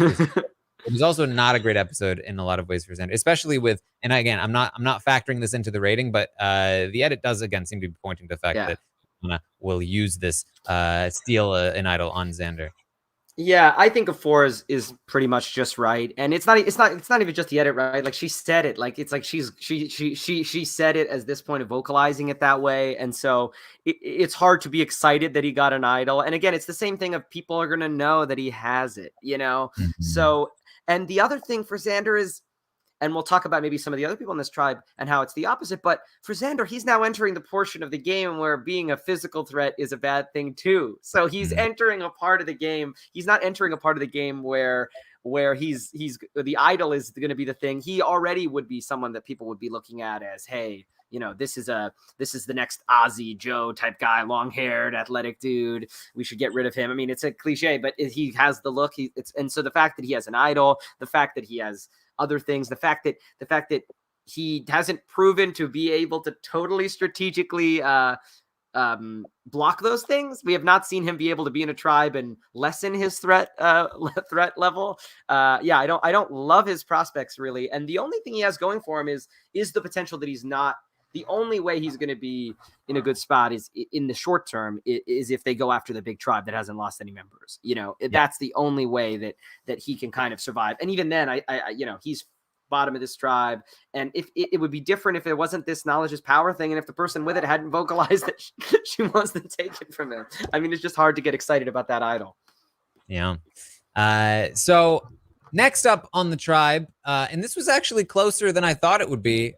But I do then have Tiffany up next. And I actually moved Tiffany up to a 6. I mean, I feel like Tiffany has been slowly climbing this ladder here for me over the last few episodes. The fact that Xander trusts her more than Liana, big positive. She also seems to have Liana more than Evie does all of a sudden, big positive. Now, I think there are still some potential negatives. The fact that, again, she seemed to rub Sydney the wrong way, and with a potential merge incoming, that could not be great. And she also, even if she does have Liana more than Evie does at this time, I think Shan now probably has Liana more than she does. So not the greatest spot there. Plus, I still, remember, the paranoia about the butterfly, all of that stuff. It still hasn't completely left my head, but I still went with a 6 here for Tiffany. Yeah, it's a 6 for 5. I think I might lean a little bit more on a 5 just when I'm looking at the fact that paranoia could return. And look, the opposite of what I just said about Xander, she's in a great spot now, where even though she's proven to be great at challenges, I mean, they have not lost in a long time. People will still remember that one challenge where she sort of struggled. And I think if she's smart about it, she'll be able to play up. Why would you get rid of me? I'm not this big immunity threat. So you got to think she's in a great spot where she's made it to the portion of the game, like a Sandra or something like that, where she's now not going to be on the top of the hit list. But some of that paranoia, I don't know, and some of the way she's rubbed people the wrong way, she's in a spot now to go far. But when you look at the other people on her tribe, Evie, Liana, Shan, Ricard, these other players in the game, I just don't know if we've seen from her that she's going to have the ability to improve upon her position. Yeah, I just don't know if between the paranoia and between some of these other things, I think it's going to be a blast to watch her. And I think we've seen that she's a better player than maybe people thought those first couple of weeks. She's leveled out in a great way. I still am not so sure I see Tiffany being able to pull off the big moves that she'd need long term. And I don't think she's necessarily even positioned in the tribe to do it. It's still going to come down to Liana or maybe even Evie. So I got to go 5 here. But there's potential here for a deeper run than originally thought, I think. Yeah. Well, for me, just above Tiffany, I had Evie, who has been in second place on this tribe for a little while for me. Yeah. However, I've had them at around a 7. I'm docking them down to a 6 here. They seem to have lost positioning on their tribe. It's, at least, again, it seems that way. The fact that Tiffany is suspicious of Evie, not great. The fact that Liana seemed to be on board with Tiffany, not great. The fact that Liana, even if she's not on board with Tiffany, is now very on board with Shan, potentially not great. Now, that doesn't mean that there aren't still some potential positives. Evie did make a connection to Deshawn, which could be valuable in a merge situation. And Evie does have Xander, but I'm concerned because of that connection to Deshawn and the information that Evie dumped about Xander. That could be damaging in a situation where Deshawn is not on the same side as Evie. So overall, it looks like Evie, who started in a very strong position, it's been slowly sort of slipping from their grasp. And I'm very, very curious to see how Evie handles a merge situation. So for me, Evie down to a 6. I think I'm still a little higher on them. I think I would still go a 7 because I think I feel similarly about them as I do about Ricard, in that there just seems to be a lot of raw skill there. And they're just so even though I don't love what's happening within the tribe, it's going to be a new game. And I think we saw how much they flourished in the early part of the season. So I just have faith in the fact that if something happens and Xander is gone or the whole thing gets thrown, I would put more faith in Evie than a lot of other players still left in the cast to rebound and to potentially even identify what a threat Shan is, or what a threat some of these other people are. So I'm willing now to keep them at a 7 because I feel good about the potential with the new reset coming up next week, whatever it is. But yeah, if next week and in the future, it feels like they're continuing on this trend of things slipping, it could go much further down if I were to continue ranking week by week, because it feels tenuous. But I'm betting on the previous performance, and I'm betting on the fact that I don't see a lot of scenarios where they're going to go home. Like, so they'll have a chance to rebound, and I think they'll have an ability to do it, and they've shown that they could. Yeah. Okay. So then, of course, I've got Liana at the top of the tribe, and I've moved Liana up from the 7 last week to an 8 this week, and I considered going higher, considering how big this connection to Shan is. We've seen how well that's worked for Ricard, plus the hugely overpowered advantage that's in her hands. However, in the same episode, we also heard from Xander that he doesn't trust Liana as much as Tiffany, which is not a great sign there.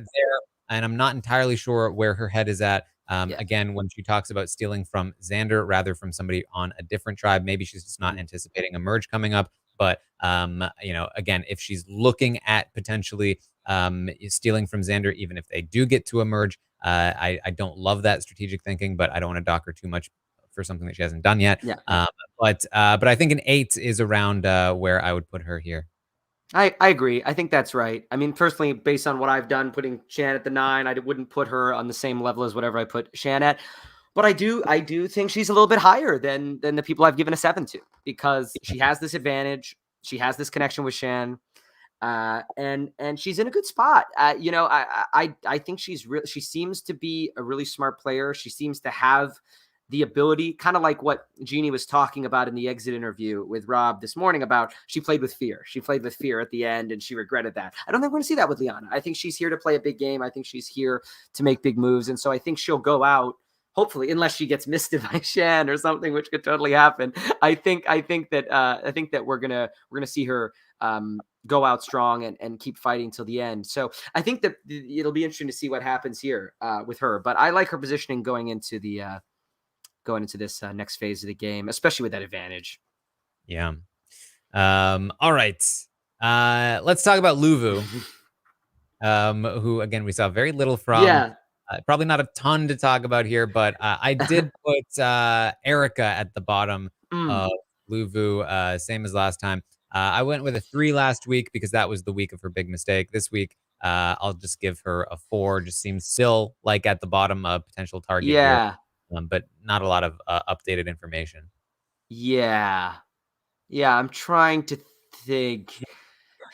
It's hard to say because I'm trying to think about, like, if her situation improves or worsens based on the new circumstances. 4 feels about right, and I'm like, am I a little lower on her than that, or am I feeling like I think I'll go with a 3, because I think that she is in a situation where if Deshawn is already worrying about them being a big tribe, if it was a straight merge, I'd feel differently. But this possibility that they could wind up on some weird configuration, I could actually see a scenario where Deshawn and Danny, having some kind of majority, vote her out over a Shan or over somebody else, because they don't trust her and they're trying to lessen their threat level and see it as their last opportunity to do it. So that's the only thing, is I think there's still an opportunity where she gets clipped by her own tribe.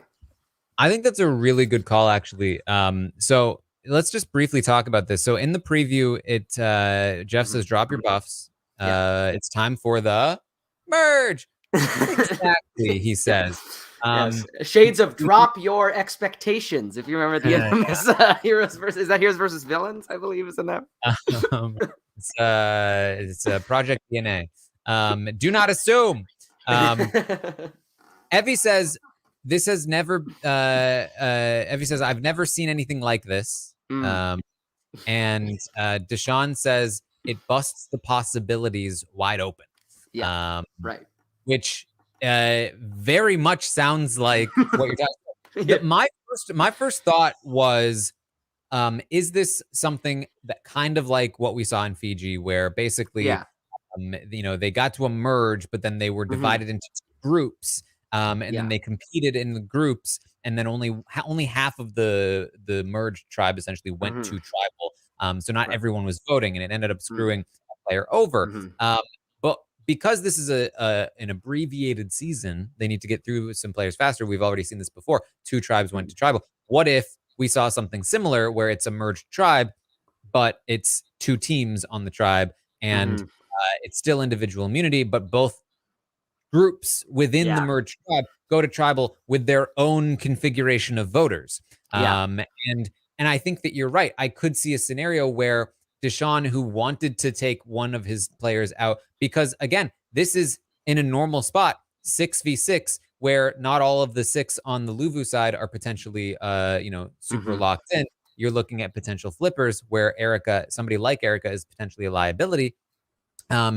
You then, if he has the ability to, whether he's in the majority or the minority, take out Erica. Now you're heading to the real merge where it's like 11 or 10 or however many people, and you don't have 6 people on your tribe. Maybe you have 4, and Yasa has 4, and now all of a sudden it's not a given that that Ua chooses Yasa over you, and vice versa. So I think that's a very good call in terms of that potential outcome. Yeah. You know what was I thought of too, like an idea of a twist of something that it won't be this, but what it would be so interesting, and you have to think about the mechanics, is you do something like this where it's 12 people, And instead of dividing into 2 groups, you do some kind of individual and challenge, whether it's endurance or whether it's some kind of puzzle obstacle thing. And the last 5 to finish go to tribal council. So you wind up in this situation, though, where players may throw it. They might go, well, if that person's already dropped out, maybe I need to, drop out so that I can, be in the numbers. I wonder if something like that would be interesting sometime, where you had more agency of like figuring out how to make that work than just a split like Fiji, where it just anyone could get randomly screwed. But yeah, it'll be interesting to see what it is. It's so weird with all the days, it's just hilarious in this episode where they're just like, we made it to day 10. Who would have thought? It's like what an achievement. But yeah, no, it'll be interesting to see what they do, whether it is just the thing from Fiji or if it's something else. Yeah. All right. So above Erica, I have Heather still we saw nothing from Heather. There's no, I'm at a 4 because of a secret scene you got of Heather, 4 episodes ago, where she talked about making up a dream. And so it's just below average for me. Yeah, that's fine. I mean, I put her at a 4 too. That's why I say I think she's slightly ahead of Erica just because we haven't seen any reason to suggest that she's going home. But like, it's not even so much from the perspective of like some kind of the edit that we haven't seen anything. Like, it's almost like you don't want to get too caught up in the edit, but it's like if she was secretly running the tribe, like we'd see it, like we'd know by now. Like it's pretty obvious that she's not going to be the strategic force to rival Shan for whatever reason. Now that may have just been because of positioning, or it might not be all her fault. We have no idea. But yeah, there's not much you can say in terms of. It doesn't feel like we're headed for a huge moment here. Yeah. Okay. Who do you have above Heather on this tribe? Next is definitely Nasir. For me. Yeah, that's where I'm at too. Yeah. And I put him at. I would give him a 5. I really think he's in. I don't love his position at all, which is a bummer because he's such a great character and he's such a rootable person. But like we were talking about with Xander, it's actually like even worse for him. And I still put him in a better position just because I think he's got some more options and different things. And I think he's potentially has a better chance socially, maybe, and has a better chance to maybe win some of these challenges. But like he's got an idol that everybody knows about. He's a proven immunity threat that everybody knows about. He's on potentially the big tribe that is the threat. And so all these things, and like you said, even though, based on what she said now, it feels like Liana's going to use the idol stealer on Xander. She might just use it on Nasir. It's a very good chance. Right? It's still possible. It's still possible. She should in most scenarios. Yeah. So I still put him in a 5 because I think he's a likable person, and I could just see a scenario. Maybe he wins a couple of immunity challenges early and finds a way. But I don't know. I for whatever reason I feel a little higher on him than Xander. Maybe I shouldn't, but I felt that way. I felt like I wanted to give a 5. But yeah, I don't love his spot. I just think that it's a perfect storm of why you would vote this guy out at the merge. As a merge boot, you're just like, how is this not the guy that you go for? But we'll see. And again, he hasn't even totally engendered trust with the people on his tribe. I don't think Deshaun or Danny are itching to get rid of him though. I don't think they're itching to get rid of him, but he doesn't seem to be in with them.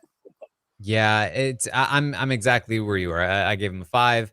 I love him in the game, and I love that Danny and Deshaun confided in him about throwing a challenge. Like, for so many reasons, this episode is great for him. Danny and Deshaun confide in him. He gets an idol that activates. This is all great stuff. However, we're also in the same episode reminded in the very same scene where Danny and Deshaun confide in him. His reluctance to throw the challenge seems to solidify with Danny that, again, I can't work with this guy. And he gets an idol, but everybody knows about it. And an advantage is introduced where it can be stolen, and it should be stolen from him. And so it's just like, I said it before, it's like 1 step forward, 2 steps back for this guy. I mean, what does it say about the state of the game that all the players, except for Shan, who got idols, they're like, oh, tough week. You know, it's like, it's really bad. This new advantage is really rough.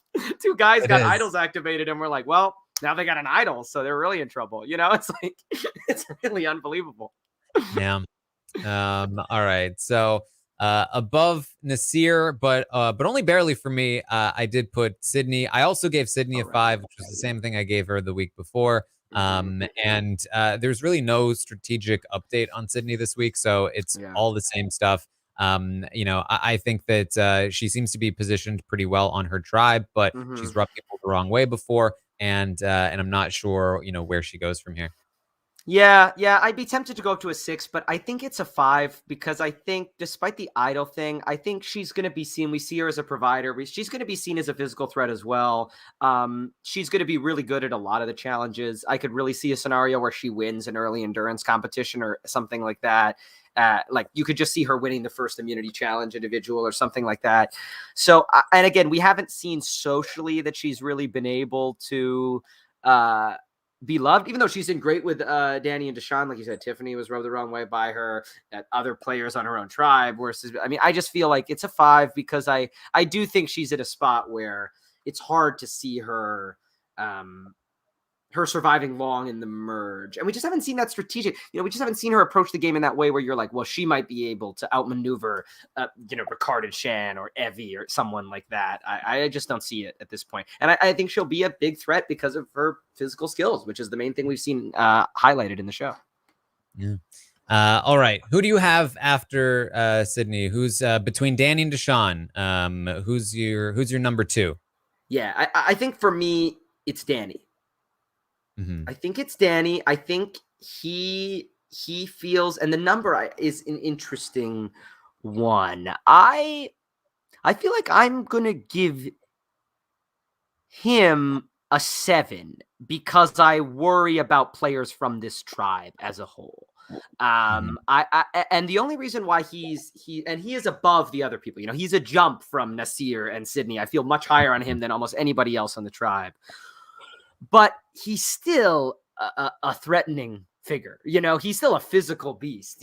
He's still someone who I can see. And I think he's going to seem like the de facto leader in some ways as well. Maybe it's Nasir, but I could just see him in that situation.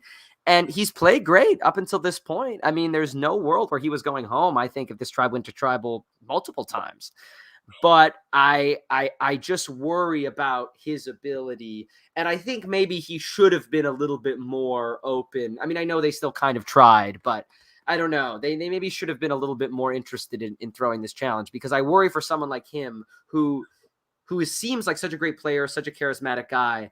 But it's hard to imagine that with his how kind of, how much he seems like a leader and how much he seems like a figurehead and how strong he seems to be physically. I don't know. I feel like he's in a tough spot I just don't see him getting under the radar at any point. Yeah, I almost went up to an 8 for him because I was happy that Nasir seems to feel good about him now. And if Nasir's not talking about targeting Danny, that's a positive for Danny. Upward momentum there. But I think what you said about heading into a merge soon is dead on. I think that he will be seen as the biggest target for an opposing side to take out. He doesn't have the connections that Deshawn does to Evie, and he's the football player. I think you're right. He's gonna be seen as the leader, and none of that is great for him. And I agree. I think that ultimately, even if it does help Nasir feel like they trust him, I think that throwing that challenge was more valuable than getting Nasir slightly more on board, because, I mean, imagine a scenario where Luvu throws this. Now, one of Luvu goes to Advantage Island with probably Liana. Maybe it's Danny or Deshawn. Hopefully it's not the same thing where it's like somebody who hasn't gone yet.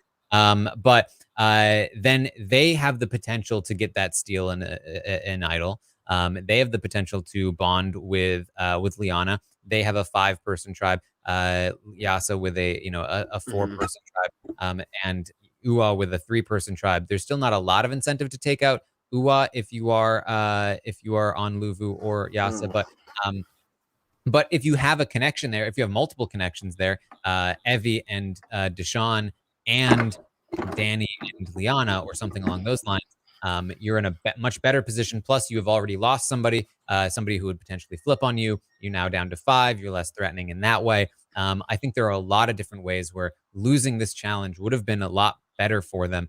But there is still the possibility, again, of this merge thing working out for them, depending on the twist, giving them another opportunity to take out one of those players. So overall, I'm still pretty positive on Danny. I like him as a player overall, but definitely, I think when it comes to who's the merge boot, I'm definitely looking pretty hard at Luvu, and I'm looking at Danny. I'm looking at, Sydney. Like I definitely think it could be one of these people.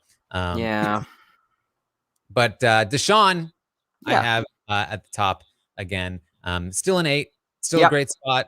Again, no real update on Deshaun other than the fact that he should now, as long as he remembers those phrases. But even if he doesn't, like when you hear, I feel like a goat on AstroTurf, like, that sounds like one of those phrases. They must have been activated. He must know where all the idols are, including Nasir on his own tribe, including Shan and Xander. That's great. He has the connection to Evie, and he has dirt on Evie when it comes to Xander. So even if he can't get Evie and Yasa to flip, maybe he can get Xander to flip on Yasa with his idol and extra vote, which could be huge. So he has ammunition to really help out Luvu in a merge situation. And I think he's shown himself to be capable strategically of coming up with moves that would benefit him in that spot, based on what little we've seen so far. So still feel very good about Deshaun. Yeah, no, I feel good about him. I feel like I definitely feel the best about him of the tribe, clearly, and you agree. And because I think he's shown to be the most strategic, to be the most flexible. He's thinking about new options. Yeah, we're winning a lot of challenges, but is it better if we lose? He's looking at these options, and for the same reason we've said about this a lot. So much of this is who's going to have that second chance to rebound. It's like we talked about Evie. Who's not going to get taken out when they're on the wrong side of the vote? We've seen players like Natalie Anderson, these people, they can be on the wrong side of the vote once and then they pivot, so there can be second opportunities, even if you wind up on the wrong side of the vote. It doesn't have to be a straight march. And I think of all the people on this tribe, that's what I see with Deshaun. I could see a world where he loses Danny, he loses Nasir, but maybe he can still make some noise in this game and target the right person to go after. So I like his spot right now. I don't see him going anytime in the next couple of weeks. I don't think he would have gone anywhere. I definitely think he's probably one of the last two people. If you want to look at this tribe and make a mock scenario, we don't have enough info, but you imagine they go down to 2 like Ua. I could have definitely, my money would be on him to be one of those final 2. And so probably him and Danny, but who knows? I still think he would have been better if someone tried to turn on Danny. He might have been able to avoid it. So yeah, I like his spot. It's going to be fun to see, and I think he seems flexible. I like his potential to adjust to the new phase. Yeah. All right. Well, there it is. We got through all of the players there in the Stockwatch. Again, a great episode. Yeah. I'm really enjoying the season. I feel like if we're able to keep this energy for a little while, I feel like this could be a really great season. It probably, I think we'll probably get some fun energy at the merge, and then maybe that will last a little bit, and then that's where it might slow down. That's where it has the possibility to slow down. I think that part of what's been so fun is, again, that we've gotten down to 3 and then to 2. Like, that's so exciting, and you don't get it very often. We should get it more often. But it has been really fun, and I'm really glad that we did get it. And there's been so much to talk about and talk through. So it's really exciting, and it's a fun episode to talk about when there's going to be a big shift in the game. There's a lot to predict. There's a lot to decide, and look back on this episode and be like, oh wow, we were totally wrong, and all this different stuff.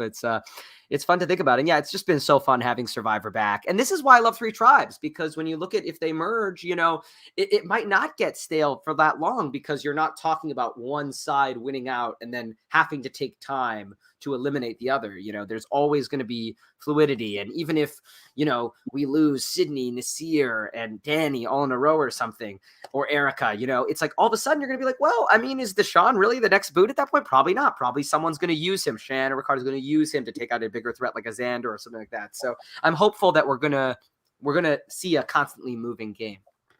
And casting has been so on point where we lost back-to-back Brad and JD, who were such big characters, and it's okay. Like, that's the thing. We're able to lose like a big character every single tribal. Even Jeannie, I feel like she wasn't really in the episodes until like last week or so.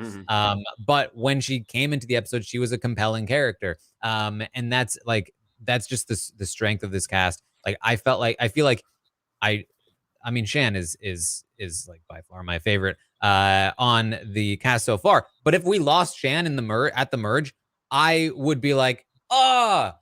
Now I'm curious to see where it goes, because like there's so many other people that we can shift to, based on what we've seen so far, that it's not like the season would be over if we lost Shan. Whereas like in other seasons, it's like, yeah, that's you've only got a set amount of big. You lose them, it's over.